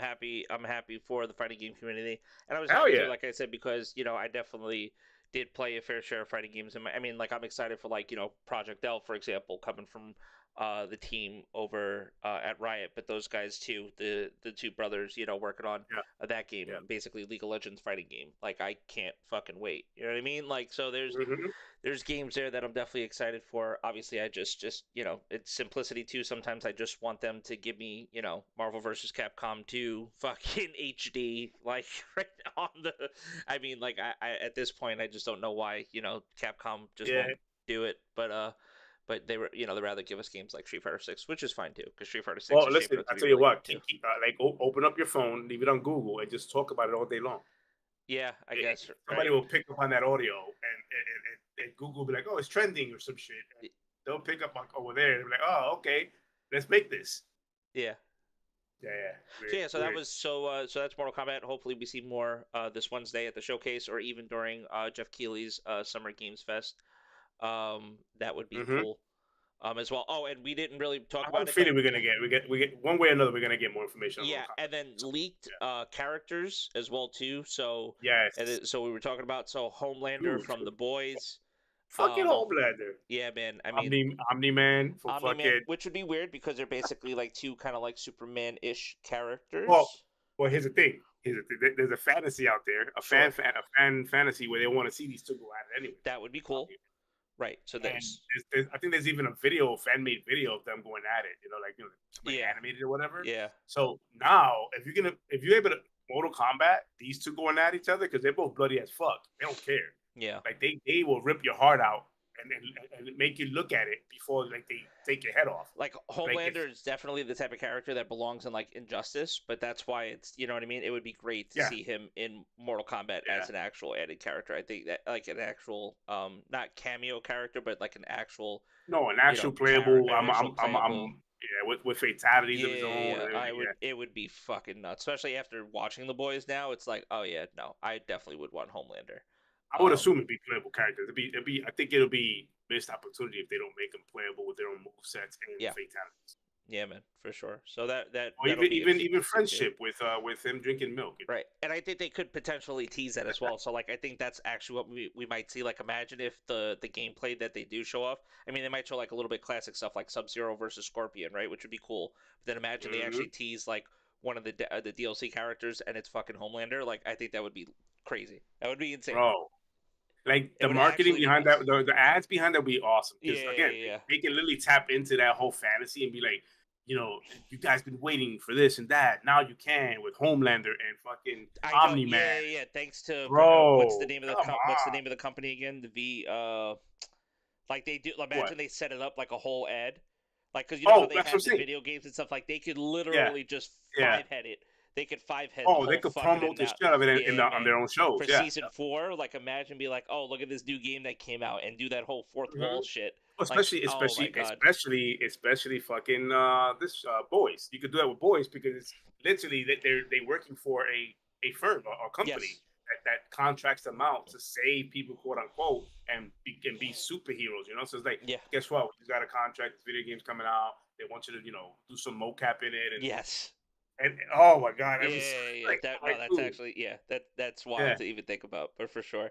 And also too, Sony, not Sony Interactive, but Sony Media, so their TV wing, Sony Studios essentially, is the studio behind The Boys, in case anybody was wondering. Oh, so that's why it also too, because generally, like if you look at past Mortal Kombat, you've seen like, oh, they had like the Terminator, and they had like, you know what I mean? If you look at past characters that they've put inside of Mortal Kombat, it's Sony and Marvel. Those two are like the juggernauts of TV and movie. Like they literally, they're the corner, like of that whole movie TV show. Yeah. Like portion of everything. It's like, oh no, it's us too. You want to put a movie? Nah, you gotta go run by us. It's us. We're the godfathers of this fucking space. Okay, run by us.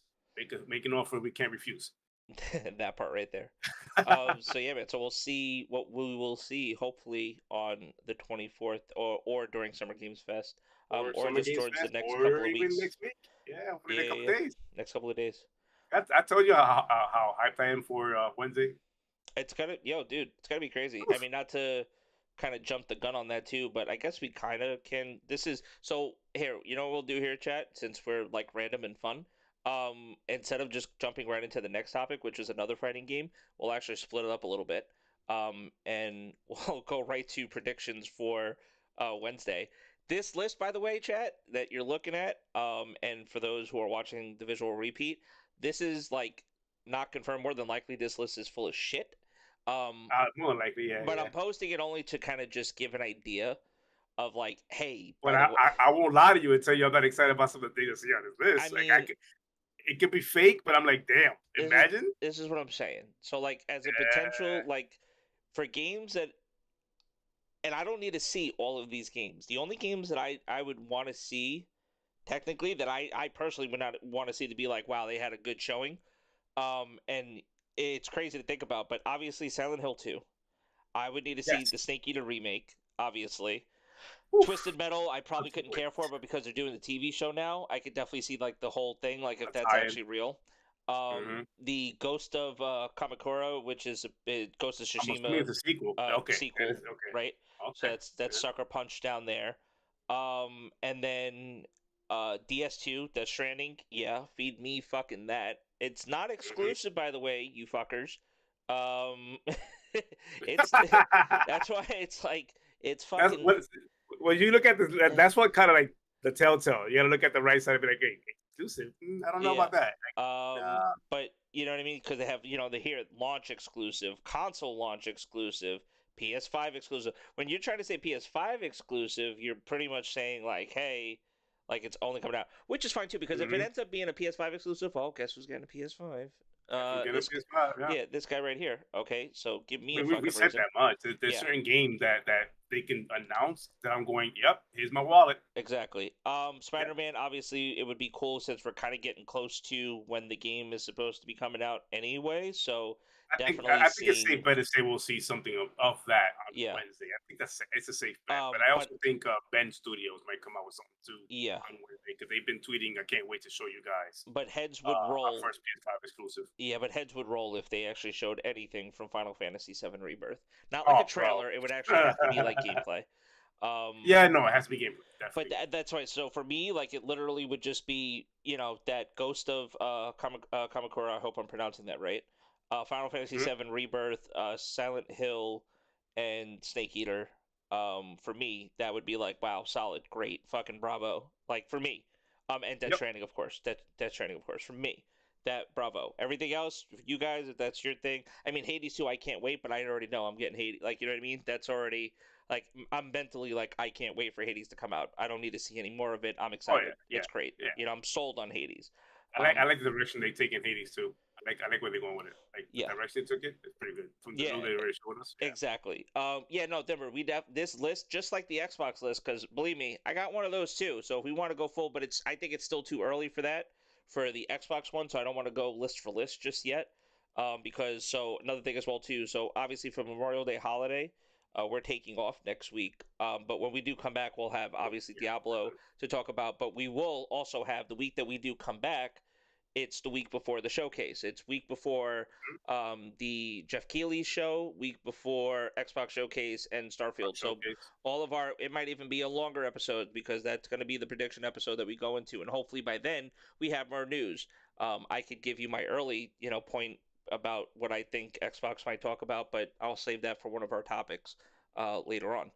But as far yeah, as this list for me, Yeah. and this is matching up with the rumors has been about Metal Gear Solid or Metal Gear remakes and everything. Like for me, if they show anything Metal Gear, yeah, like yeah, it's especially the classic trilogy or the classic first four. that's what I'm saying. Like, give that to me. Like Yep. that Silent Hill 2 definitely Yep. is something I want to look. I want to see more of. I hope they show it off. I'm a big fan of Ghost of Tsushima. I know we're not gonna get. I know I'm 100%. I feel it in my bones. We're not gonna get shit from Sucker Punch this Wednesday. I do, however, believe Ben Studios. Yeah. It's already, but Ben Studios, who makes Days Gone, the biker video game. Yes. That they probably gonna show something off this Wednesday or sometime during the summer showcase with Jeff Keighley because they've been tweeting. I can't wait to show you guys the first PS5 exclusive that we've been working on.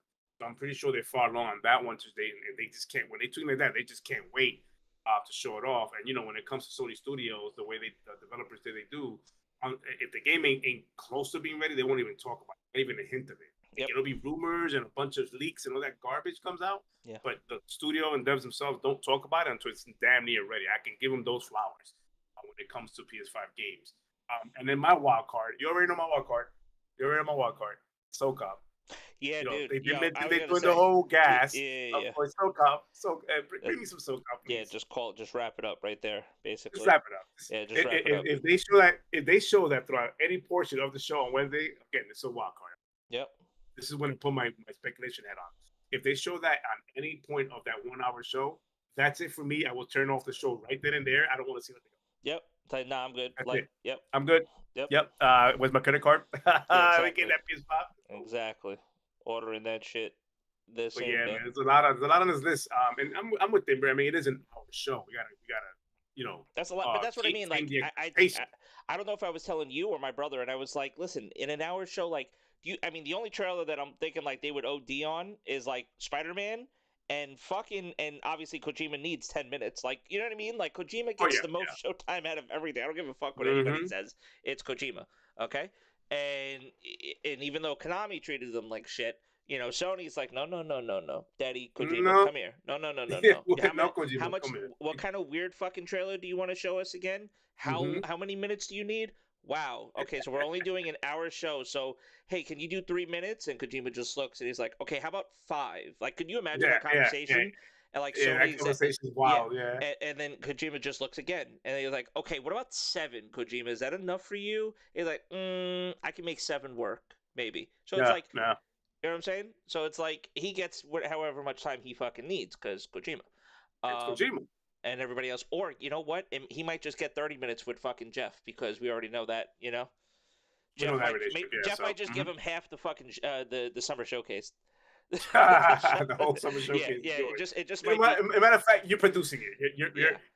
The production's yours, man. Yeah. What games do you want to see? Yeah. What games do you want to see, Kojima-san? What would you like to play this year? Oh man. But no, man, we know this is this super fake list. Yeah. I just use this as like a launch point to talk about it. Just have fun with it at this point, Yeah. I mean, I don't think we've heard anything like outside of just like, hey, showcase happening Wednesday. Yay, be there. That's it. Remember now, this is the last first showcase we're gonna get since PlayStation, since I think it was 2000. I want to say 21, 20. Well, what do you mean by show? Like, because this is like not a direct. Full on showcase, not the direct. Yeah, not the direct. Not that. More like full on showcase where they're gonna. This is supposed to be like their E3. We haven't had that in 2 years. I also don't see, and I think I told this to my brother as well too. I don't see many games being announced that will come out this year outside of what we already know, which is Spider-Man 2. There might be 1 or 2 games like first party that they could surprise and be like, oh, by the way, here it's coming out this year. You know what I mean? I think they'll show it, but it won't be this year. It'll be what they always do. They show it off. Because they already said, like, if you actually go to the post, and I will go to the announcement post for PlayStation. Yes, 3 days away, Summer Games Fest. Pacific time, of course. So I will be working, but that's fine. Oh, look, It's speaking what, of Homelander, there it is. It's Homelander. PlayStation. Where's their announcement? When did they do their announcement? I think I think it was like last week on Monday or Tuesday? 18th, 17th. Yeah, it was earlier in the week, right? Yeah. All right, we're getting there, guys. We're getting there. Street Fighter. Am I bugging? No, too far back. No, Street Fighter was after that. Did I scroll too far? You probably did. Go back up. Chat, help me out here. Street Fighter, now. Street Fighter, the games catalog, yep. Evo.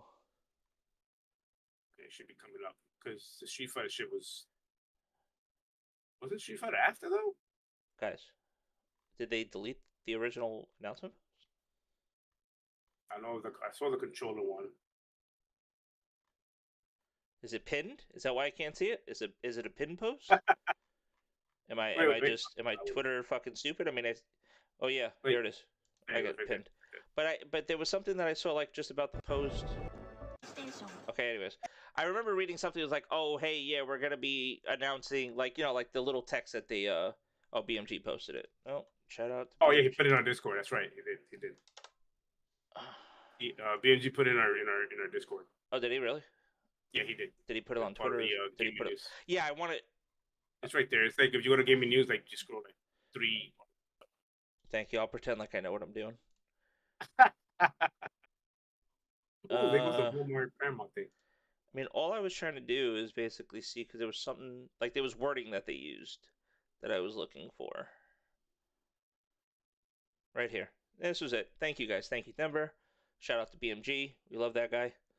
Shout out to everybody over across the pond as well too. So right here, almost time to see what's next. PlayStation Showcase broadcast live May 24th. Show will run a bit over an hour. Okay, a bit over an hour. Phrasing. I like a bit over an hour. Just a teensy little bit. Just one. That tells me that the editing, when they try to edit it, like they edit it so much that like we can't. That's it. We gotta keep that in there. We can't cut that out. Yeah, one bit. Focusing on PS5, PS5 and PS2 VR2 games in development from top studios around the world. Expect a glimpse at several new creations from PlayStation Studios. So right there. So there's your first party. Mm-hmm. Okay, that's as well as spellbinding games from our third-party partners and indie creators. Cool. So it's not just going to be a first-party fest. They're also going to be showing up. That's why also I'm reading into this and I'm like, hopefully I get, the Mortal Kombat stuff. That's where I'm thinking like Mortal Kombat gameplay. Mm-hmm. Right here too. Regarding co-streaming and video on demand, please note this web broadcast may include copyrighted content, licensed music. PlayStation does not control. We welcome and celebrate our amazing co-streamers and creators, but licensing agreements outside our control could possibly interfere with co-streams and VOD.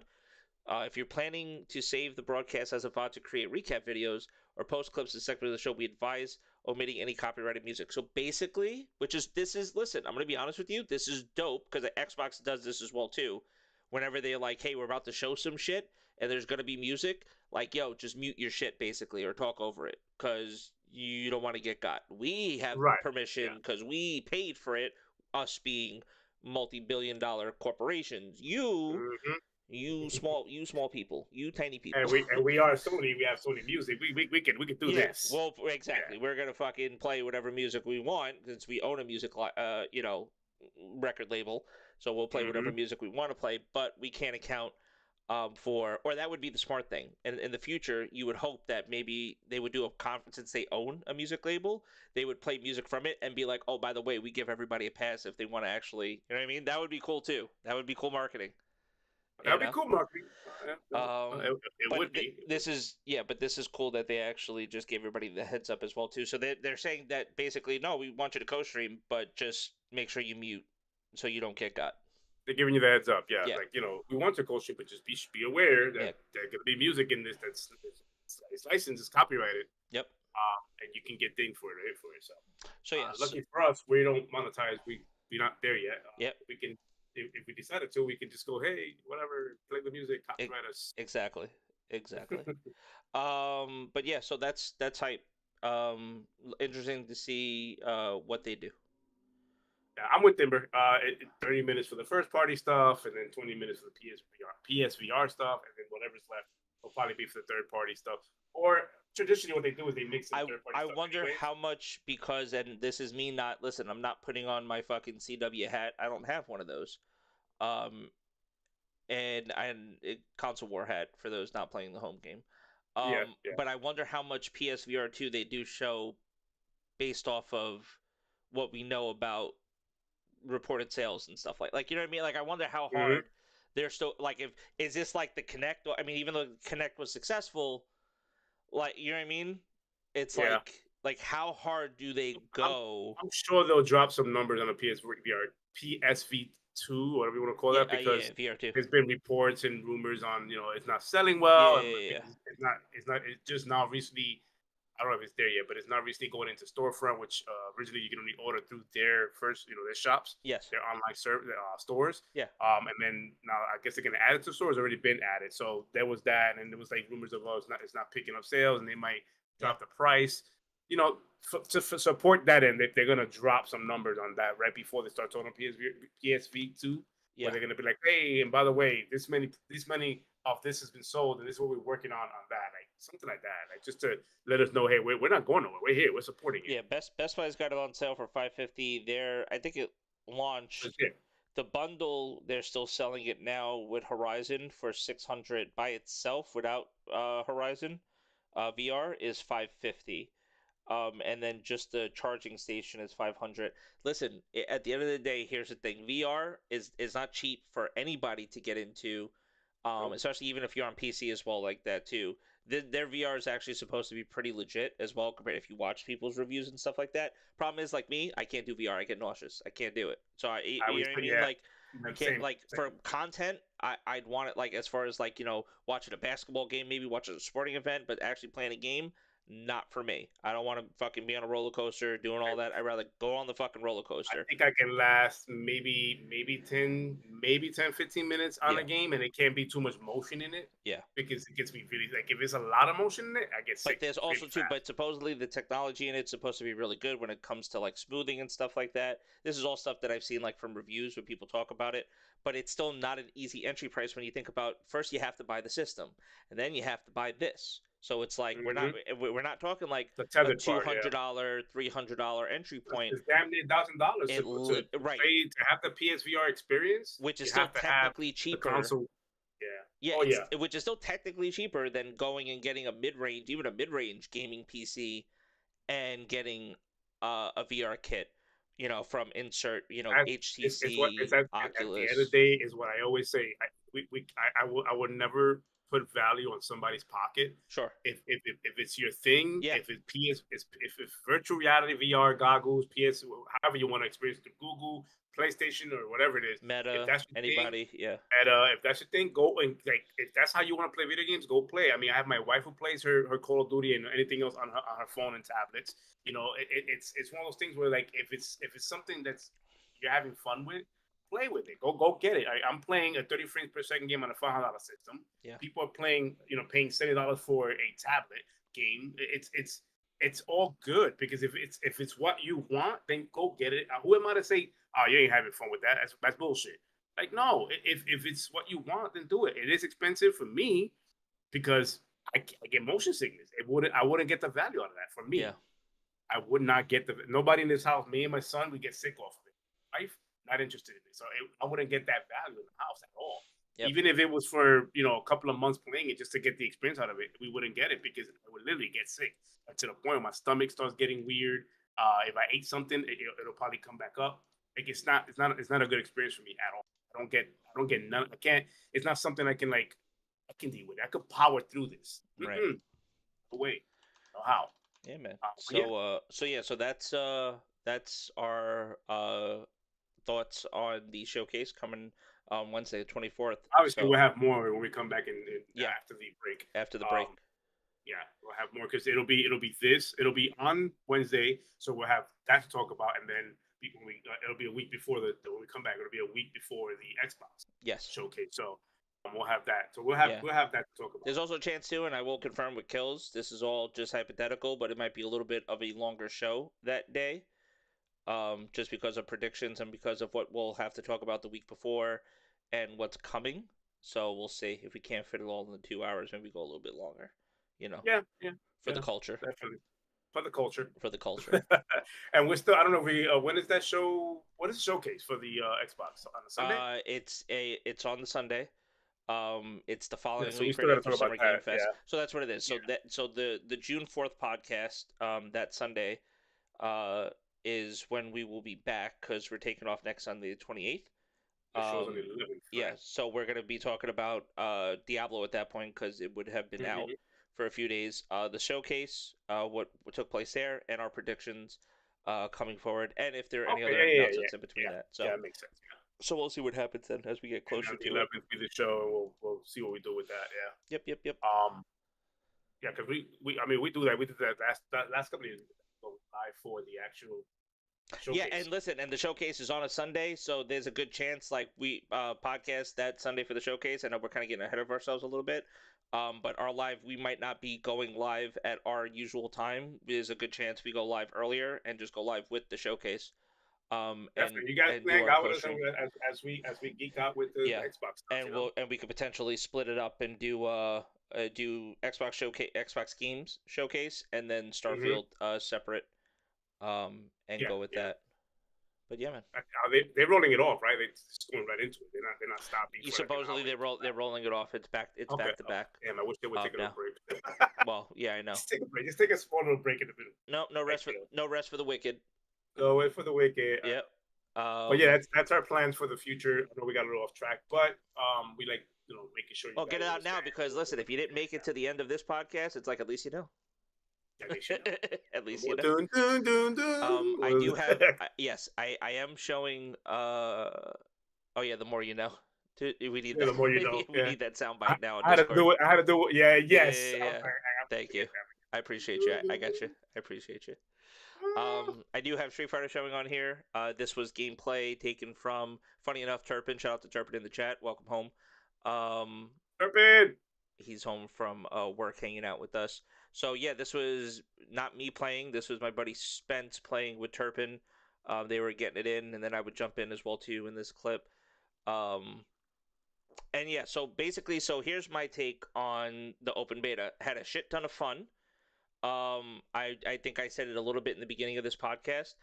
I'm into fighting games. I appreciate you. I love Street Fighter 4. Street Fighter 4 was my shit.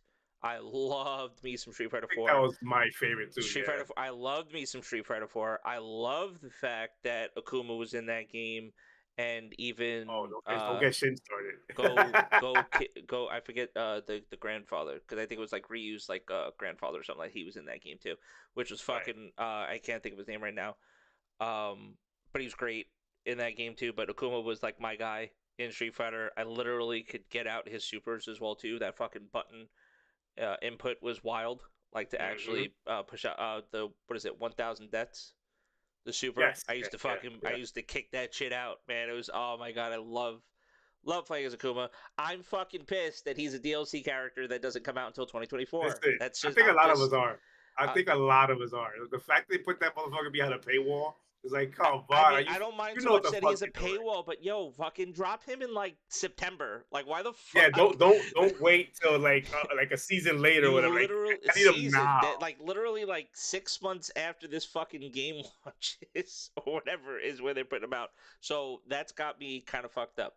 But dude, I played this open beta, man. I wish Street Fighter had a better character to represent Brazil.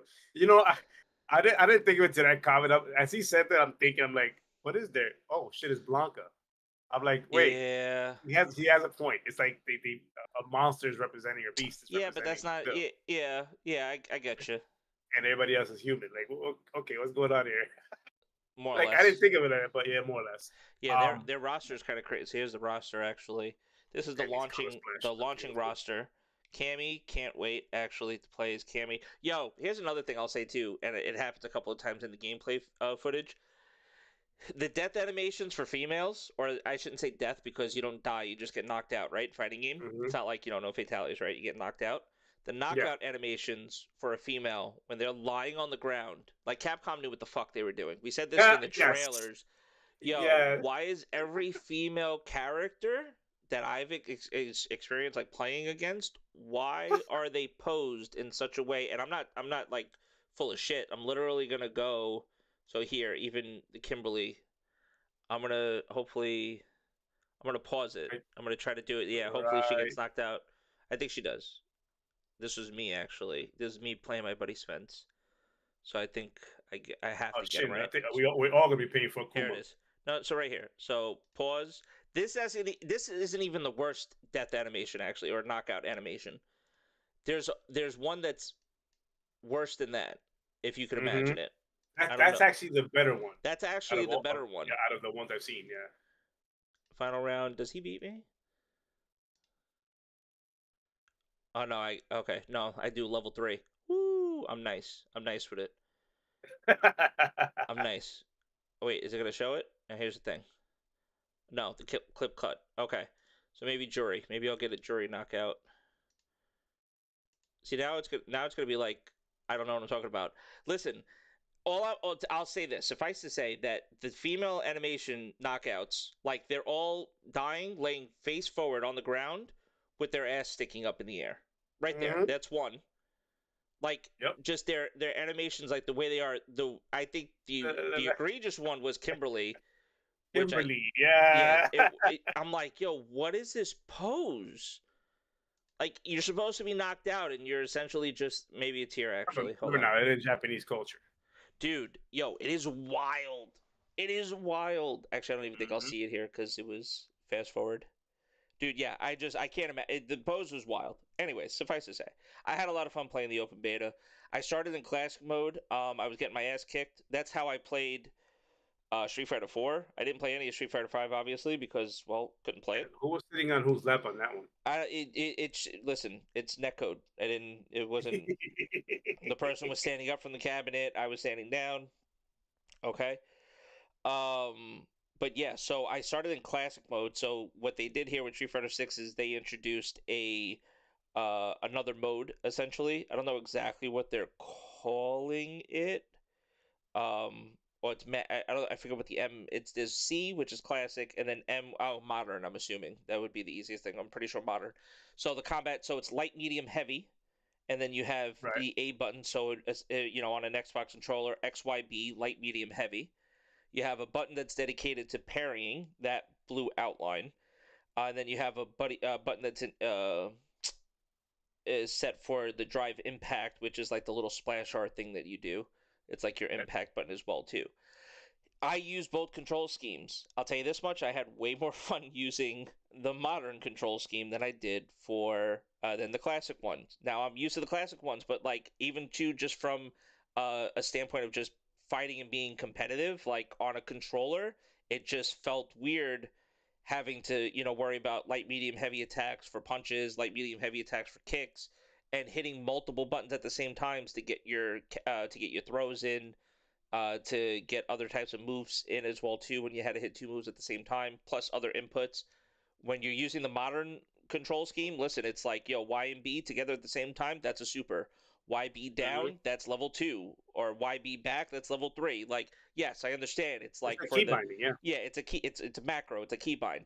For the purists, for the fighting game purists, you're ill, right? Gross. But you know what? Anime fighters have been doing this shit now for a while, and nobody, scoffs at them or whatever, because there's a lot more nuance and skills, even to just, you know what I mean? Like, because yes, I know, like on this mode, you hold down the right trigger.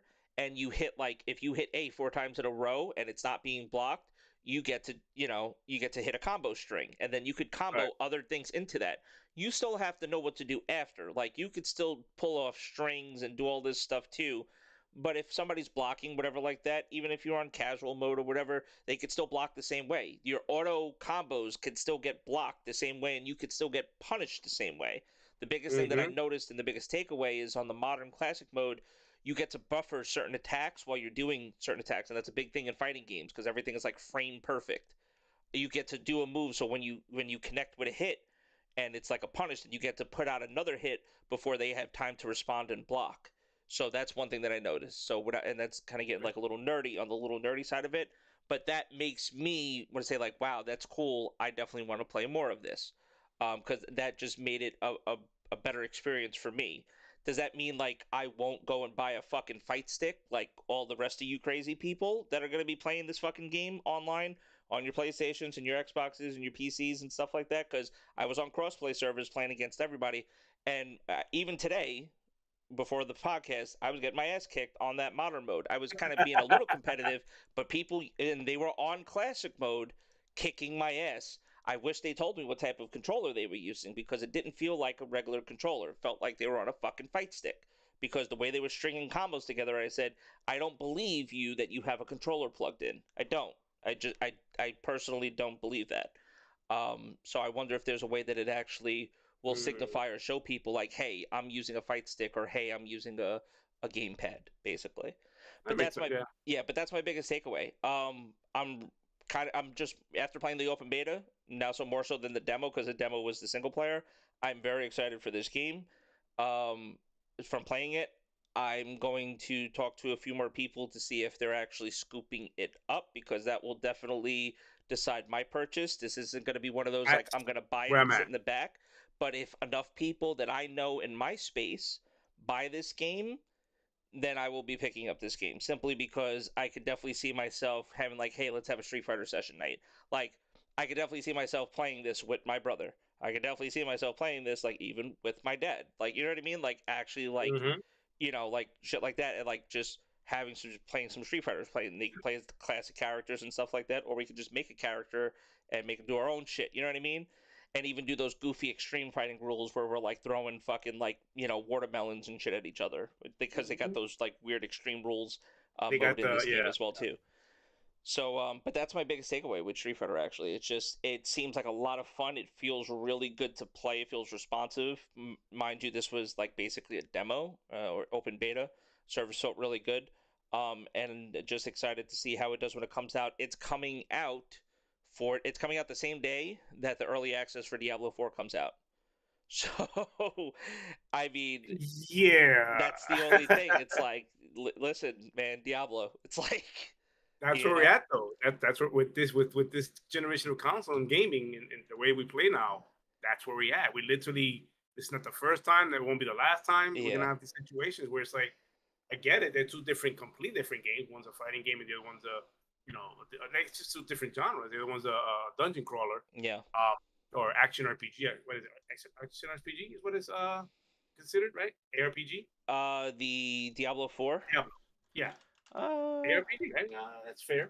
I'm gonna keep it dungeon crawler. I'm gonna just keep it there. I don't know if that's genre. Action role playing game is according to good old fans of Wikipedia. Action role player. Yeah, that's also isometric. You know.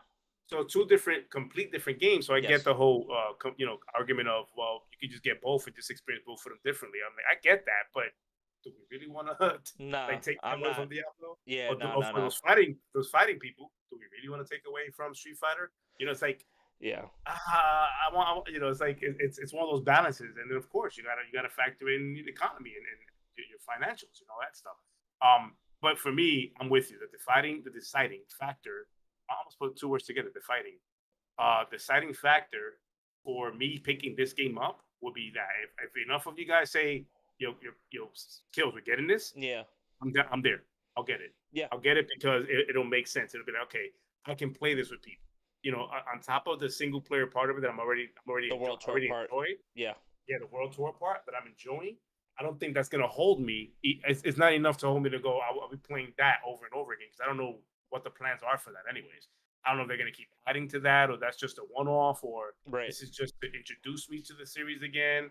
I don't know what that whole thing is going to be about, but I am liking the hub. I'm loving the colors on it. The fighting seems real fluid, real responsive. Yes. There's no real latency in it at all. Like, at least I didn't see. Yeah, that you experienced. You're playing on Xbox, right? That's it. I'm playing on PC. You were playing on Xbox. That's another thing. So speak to that as well too. Like it felt good. Like obviously, it felt smooth. Like on the sticks, it felt really good on the console Series X. It felt really good. I didn't feel like, and I purposely, because I'm that guy. When it's called a beta, trust me, I will beta the fuck out of it. Yeah. And I'm pressing buttons, like spamming it, and doing different combos, key binding, and doing different things. I'm like, oh, this is what they meant about the key binding part of things. It makes it much more simple when I do these commands. I'm getting this move out. Like I can see how the hardcore community is probably gonna be like, frowning upon it, but expect that to happen because you want more people in this franchise, so it could throw more money at it, expand it, exactly, keep having your fighting game. So and I think there's enough here where the hardcore will be happy and still, you know what I mean. But then there's the balance is there. It's there. I think that's what it is. Enough where the hardcore will be happy with the game, and as well as like anybody that's new, it's like, wow, I really been wanting to try it out. Like, I think that control mode will definitely help people. That's where I'm happy. That's where I'm happy at. They found a medium. They found a medium for people like myself to go in there and play this game, and they found a medium for the hardcore gamers that play these fighting games. Yes. And can go in there. Both of us can live sync, what's the word I'm looking for? In sync. We can live on this game in harmony without fucking up the other one. Yep. In harmony. There you go. Without interfering with what they're doing or them interfering with mine. If I feel ready to go into that world, then it's all up to me. I have that option to do that. But they've given me enough in the casual side of things to build up that. Okay, I think I'm ready for a fight. Yeah, I think I'm ready to go online. If they have imagine if they have a playlist too, which I could definitely see them having. And it's probably already, I don't know if they already mentioned it or something like that, but essentially where you'd be able to decide, I mean, which they do this technically in games like Halo, for example. You know, in Halo in ranked, there's like, you have controller only, and then you have like any input, like with ranked, right? So you knew like, hey, I'm only going over, I'm only playing with controller players, or I'm going to be playing with people that are potentially on mouse and keyboard. So there's that. So like, imagine if there's like the ability to, when you're searching for games that you want to play, whether it be on ranked or not, that you could actually say like, I want to play against people that are using classic control mode. I don't want to play against, like, you know what I mean? Where I'm sure for ranked though, it might not be that way, but maybe just for like a casual mode, you could decide like, hey, I don't want to play against anybody that's using, the modern mode. Like presets. Like filters. Like filters. Like, I want best connection, because that's how it is, right? I want to have the best connection when I search for a game, but I also don't want to connect with anybody that's using the modern mode. I want them to play classic, or vice versa, or something like that. You know what I mean? So they might even have levels to say, where you'll be able to filter. I don't want to pass. Well, they do, because it won't place you into a higher level. Correct. Yeah, that's the thing. Like, because it is ELO based. It definitely is ELO and MMR based on like your skill level, as far as like the ranks concerned and stuff. But I'm excited for it.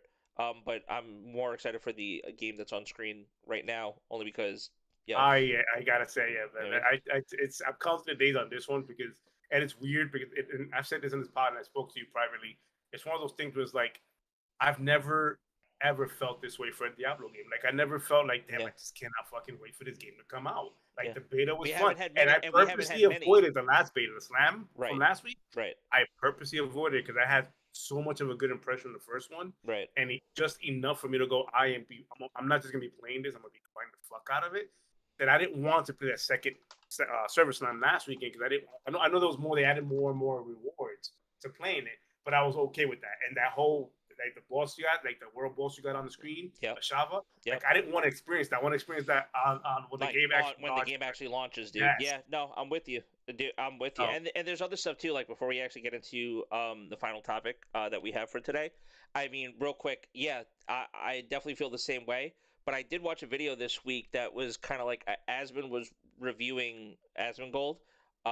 He was watching a video of somebody that basically said like, wait, you watched that too? Okay, you're wasting your time playing on World Tier 2. So basically, like any other grindy game, when you think the guy he was commenting on video. It's the same video we watched. He's a Diablo guy, right? Like, he is Diablo. Like, he plays a lot of Diablo, so he reacted off of that video. Yes, he has some good points, and I love how Asheville was like, I get what he's saying, but here's what I'm saying. Like, he was adding his own points to it. Well, but that video because Asmon was speaking from like a streamer, and for those who don't know what we're talking about, essentially what was happening is there's this video that Asmongold reacted to where the guy was saying, if you're getting ready to play Diablo 4, don't waste your time on World Tier 2. So in Diablo, there's going to be 2 World Tiers that you start with, World Tier 1 and 2. If you go to World Tier 2, you have the chance to get better loot, or they claim, I believe, is better. It's two things. It's like, you get, I think, more gold or potentially more loot, and you're supposed to get a little more experience and stuff like that.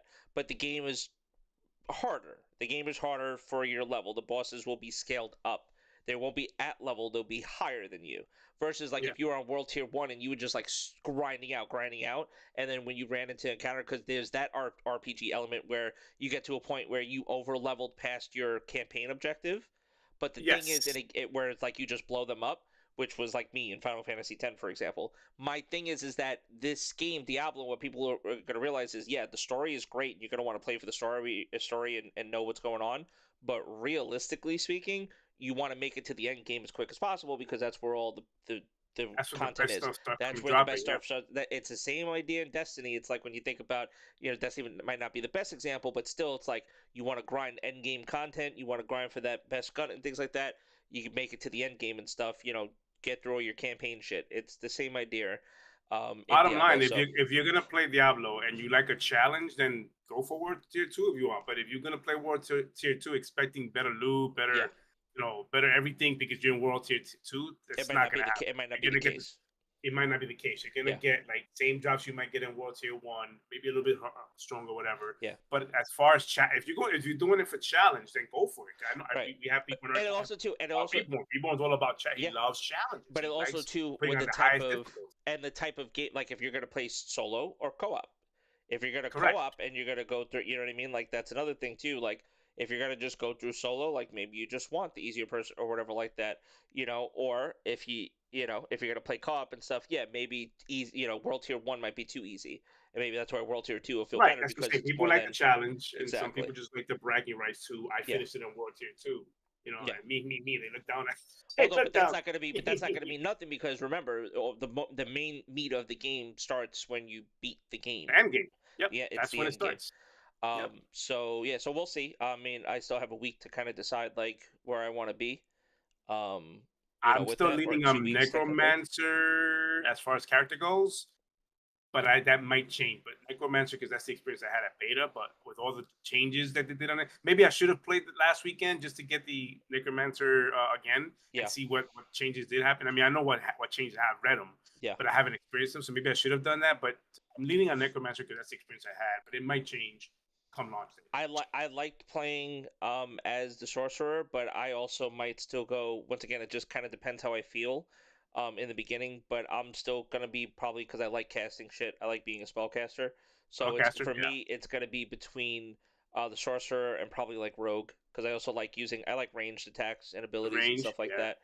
If I was to switch over from Necromancer, it'll be range. That's my go-to in games like this. I like range. Right. Gotta have range. So that's what we'll see. But I definitely see myself making other characters as well too. After, like I said, this game will. You have the freedom to do that. So. Yeah, this game will consume me. I already feel it. And I can't wait to play it. So yeah. So well, I mean, a whole crew of us. I think your brother, me, you, Reborn, definitely Reborn. He already said, he told me he already pre-ordered it. I think, if I'm not mistaken, Money said he was gonna get it. So it looks like.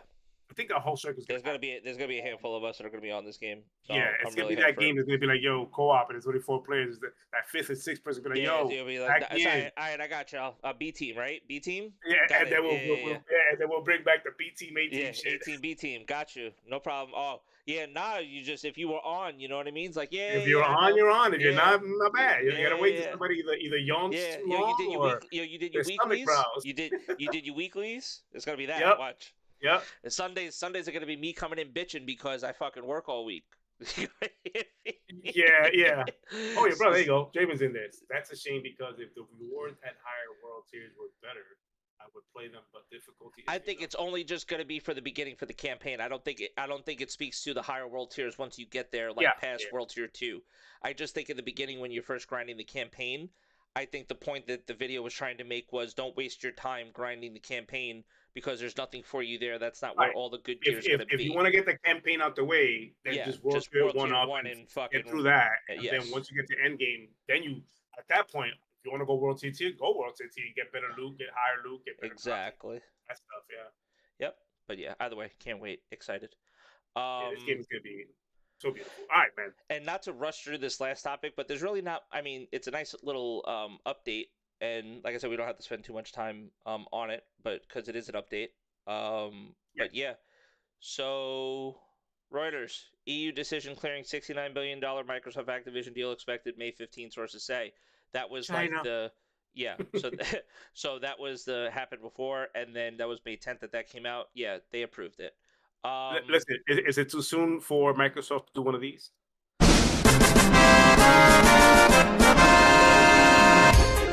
That was very loud. We have Yes, to it was. look. That was very loud. Sorry. Yes, it was. Sorry for anybody that just Is it- had is their it too volume. soon? No, that was very loud. It was very loud. So I apologize to any audio listeners currently right now that literally had your fucking ears blown off by that. But yeah, no, that was pretty much, yeah. I mean, that's literally what was happening in Microsoft Office when the EU decision came through. Also, China. Which, I mean, yeah, China, like one of the largest markets. Even though they're very like, hey, if you're a kid, like you shouldn't play video games more than like an hour, like a week, or whatever their mandate is. But still, you know, They do have that right out there. it's some like crazy you only play for mandate a that they couple have hours by or the state. hours, Yeah, you're limited to how if you're like under an age, under a certain age. Like if you're still a child, they don't want you playing too many video games. But they think this is a cool deal, so they approved it as well too. I strongly believe this was a funny meme as well too. As well, I had a touch. It's like, nah, it's all of them. It's all of them being wrong. It's them being wrong. Yeah, and You're it's literally, absolutely yeah, it's the entire protecting European the Union. consumer. Yeah. Yeah, you are looking out for your guys. You're looking.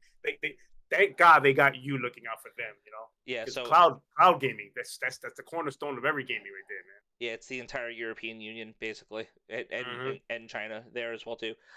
So here's basically where the update leaves us. There's a good chance. Okay. Yeah, no, Timber, me too. I love this meme.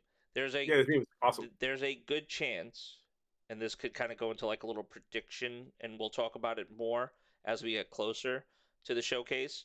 That we do get that announcement that, you know, like what they did, what was it, 2 years ago when they announced Bethesda? Mm-hmm. There's a good chance that we actually get the official announcement because they can still tell the FTC to fuck off and close the deal without the FTC. Everybody's thinking that they have to wait for the FTC. If it's going into the gate, well, because they're in that area of we're taking it to the court, whatever, Anyway, so they can still close the deal anyway. Correct. And they got EU on board or UK on board. Yeah, well, right? UK, EU. They got UE on board. Yeah. So at the end of the day, if they wanted to close this, I don't know how bigger their balls are, but if they want to close this and go, we're gonna go on fuck FTC, yeah, and we'll deal with you guys with our lawyers. Exactly. And with the CMA, you guys are gonna deal with the pressure you're gonna get from your prime minister and and we'll keep and which already happened too. They're the guys over and the girls over at the CMA. I don't know if anybody saw that video. They were literally, you know, going like kind of like what we do over here in the States. They were doing that over there in the UK in Parliament. And they had them. They were like, "Hey, listen, like, what's up?" And you know, and the CMA was kind of like, "Yo, like, yeah, Microsoft kind of big, like, but we treat everything differently and stuff like that." So they were giving them the runaround. It's just the basis that they blocked it on is a weak point. Like the cloud stuff. It's like it's not even the biggest portion of gaming right now. Suffice to say, in this post here too, which happened shortly after that EU. So, and listen, like it wasn't just that, you know, it's one thing to say like, hey, we're gonna make a deal with like Nvidia and all these other cloud you know, companies and stuff and be like, hey, we're gonna give you access to our gaming library. It's no, here's our gaming library. You guys ready? Take it. Starting today, Nvidia GeForce Now members can stream Gears 5, Deathloop, Grounded, Pentiment on May 25th. That's this week, folks. And the hit me has been out on this, talking about but if it's kind of crazy that if you have it already on Microsoft, you own it from Microsoft Xbox, you have to buy it again for Nvidia. Yes, it's their service. Yes, this is not for those who already. If you already own it on your system, like this is Microsoft, not for your game. This is Windows, not this is not for Game Pass people. This is for people that are in the GeForce ecosystem. And the GeForce ecosystem going because there is and by the way, the GeForce Cloud is a lot smoother and plays a lot better than. And I hate to say this, but it's the truth. Facts. Than the xCloud. This is for your Nvidia Shield members. This is like people that got that bought into Nvidia Shield and stuff like that. You know, because there's a lot of places where you could use GeForce Now, as well. But this is going to be, you know, for those applications and stuff like that. This is big for them, obviously. and they're doing the same thing with all the other cloud companies as well too. So yeah. There's an opportunity there for them to do something before the June showcase and flex those muscles, you know? And be like, hey, we did it. I'm more or less thinking that will be the saving grace, even if the announcement doesn't happen there. I really truly feel that they announced the week before the showcase that they closed the deal. I think that's when that announcement comes through. Yeah, I don't think they want to muddle their show or take away, not muddle, but take away from what the show is going to be. No, right, but they're going to announce it, and then that's what the show will become basically, and it will be, and they'll be able to say like, oh hey, by the way. You know, Call of Duty won't be able to. If it was me, I'd wait till after the showcase because again, you don't want the attention to be ABK and then the showcase just becomes second to ABK, second fiddle. Yeah, it's like, oh, okay, you got that plus it. Okay, I get it. No, right. Like after the show, that buzz, right? Of, oh my god, did you see this? Did you see that? Then you drop some shit like an hour later, or maybe the next day or some shit. Be like, hey, by the way. We decided to do this. It's close. But also remember we have Starfield that day as well too. And as long as Starfield does what you don't want to take away. Well, I don't think it will though because I think Starfield is still because I don't think they're going to be showing anything new from Activision, and that's my opinion. No. That's why I feel like. But according to the media, Starfield is the game that will either disappear your Xbox or keep it on your shelf. But if we ignore that, if we just ignore that and we just say like, hey, like. You remember that thing that's been hanging on our backs that everybody's been giving us shit about? Well, let's settle that right now. Here you go, settled. Oh, and by the way, here's that game that you keep saying that's going to end us as a company. Even though now we just showed you that, oh, look, we have this expansive library and Game Pass is only going to get stronger now. But by the way, here's this game. And then and then that becomes like, the cherry on top essentially. So, but this is all speculation. I don't. It could not happen. I just have. This is us. This is the part where we put our hat on and become speculative and just have fun with it. Yeah, we're having fun with it. We don't want to be quoted and be that podcast like. But these guys said, "Oh, look at these." No, I'm not guaranteeing anything. I'm just saying that would be cool. If that actually happened, that would be cool. If that actually happened that way, that'd be a good moment.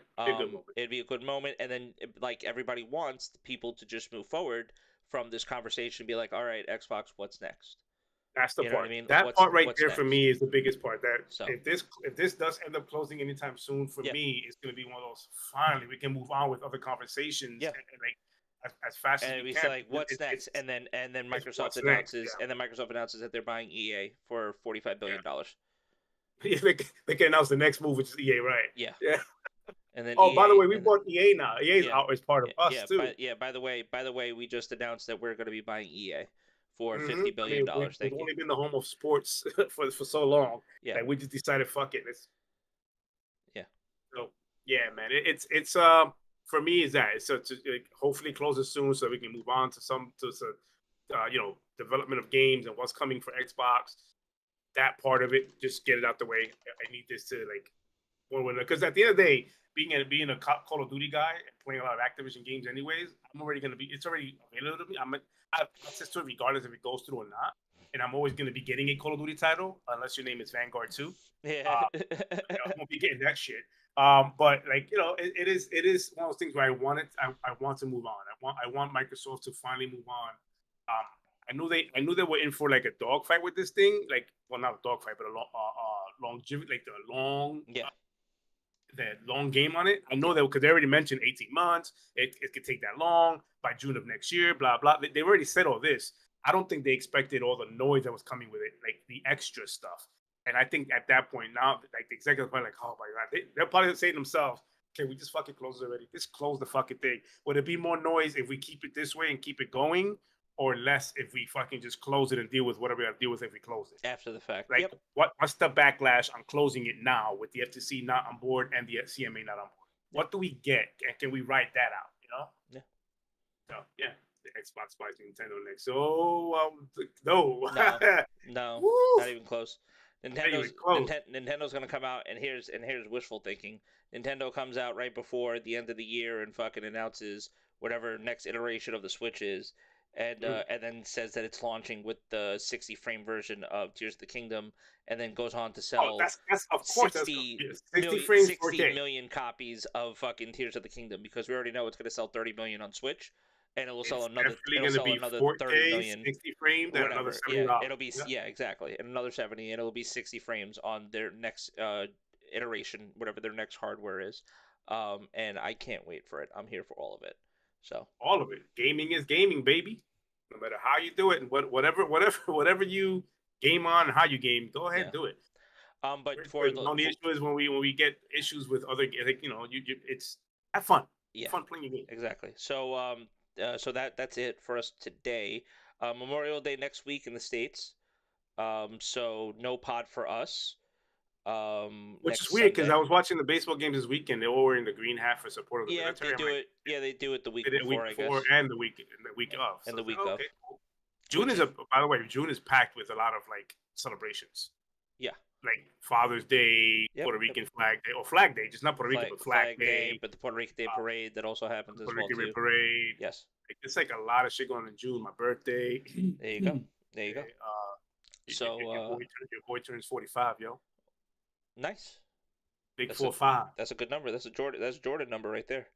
It was good till one specific person became that number president. But anyways, we move on. True. But yeah, man, that's the pod today. No pod next Sunday. Everybody enjoy their Memorial Day. If you don't celebrate, don't worry about it. I'm off. I'll be at a barbecue with Turpin, actually. He invited me. So I will be at a barbecue on the beach or near a beach somewhere. Maybe getting some sun. And then beach is open? Huh? Beach is open up there? Well, I mean, yeah, more or less. I mean, it's just near a beach. I'll be at basically. It's not on a beach. It's like what's a house. What's your weather? What's the weather like now? It's in the 70s during the day, so it's pretty good. 70s, 80s, yeah. Although it's supposed to rain next Sunday, so I don't know. I want to speak. So I don't know. I think it rained. Wasn't it rain this weekend up there? Because I know the Mets game yesterday was canceled. It rained a bunch yesterday. It's supposed to rain next week. So I don't know what's going on there, but yeah. And then when we come back, it's going to be a lot of Diablo. It's going to be whatever gaming news happens between now and then, and it's going to be how do I say this? Basically, just what our predictions for Summer Game Fest and Xbox Showcased. Mm-hmm.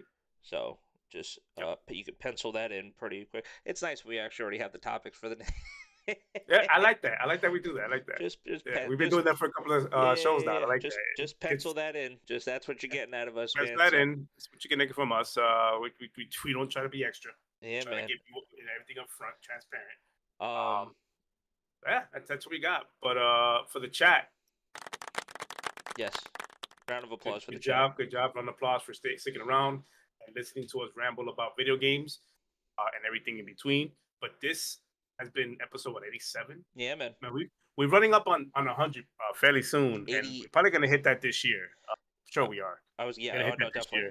88's gonna be our follow up podcast. Obviously, our follow up podcast. 89 will be the showcase, Xbox Games Showcase and Starfield Reveal podcast. So and then we got 11 to go for the 100th episode. I'm thinking up of some things to do for the 100th episode, but nothing solid. But I'm thinking I have some ideas to do the 100th episode. But yeah, man, episode 87, we talked about video games. We came, we saw, we conquered all that stuff. I'm gonna do this one more time because I know you gotta just the volume. You gotta make sure if you're gonna play that fucking Final Fantasy ending battle. Okay, here we go. Ready? You gotta play right now. You gotta lower it. Lower the fucking. I think I did. Okay. You tell me.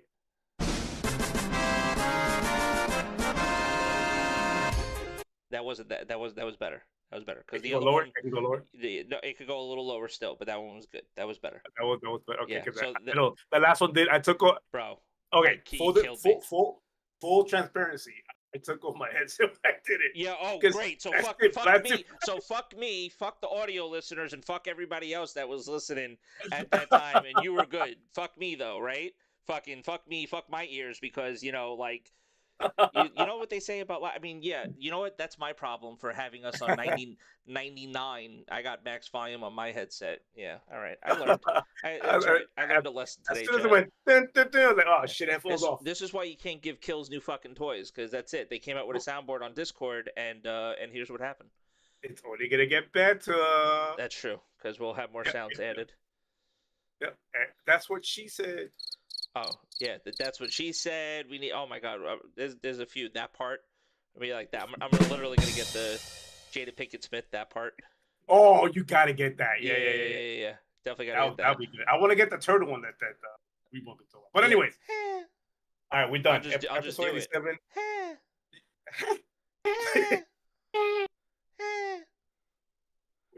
You have all it? right. Episode. Yeah, no, I don't have it. I wish No, I just did. record. Just record me. Oh, That's record it. you. Oh, Yeah, can we? just record. Oh, hey, Discord. That's the next thing we got to do. We got to put record here so we can record sounds of our own. Yep. And then do that. All right, everybody. Episode 87. Go get yourself a ha blast. Enjoy your rest of your Sunday. Again, we're off next week for Memorial Day weekend. Enjoy that. We'll see you again the following week after that when we talk our predictions for the Xbox Showcase, which happens June 11th. But other than that, as I always say every Sunday, happy fucking Sunday. Wow. Yeah. Happy fucking gaming, everybody. And happy fucking Sunday too. There you go. And happy fucking. All that good stuff. All right, later, guys.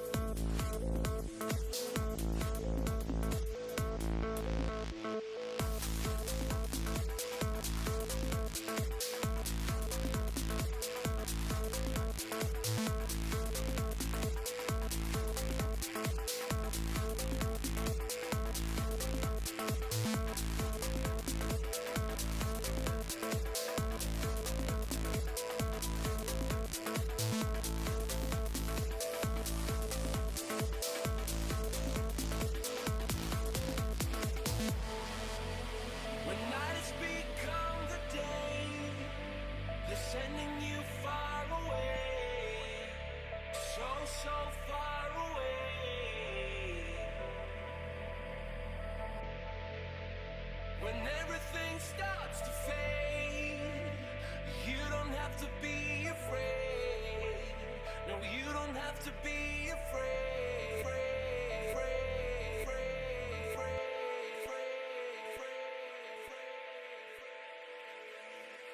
Take my hand and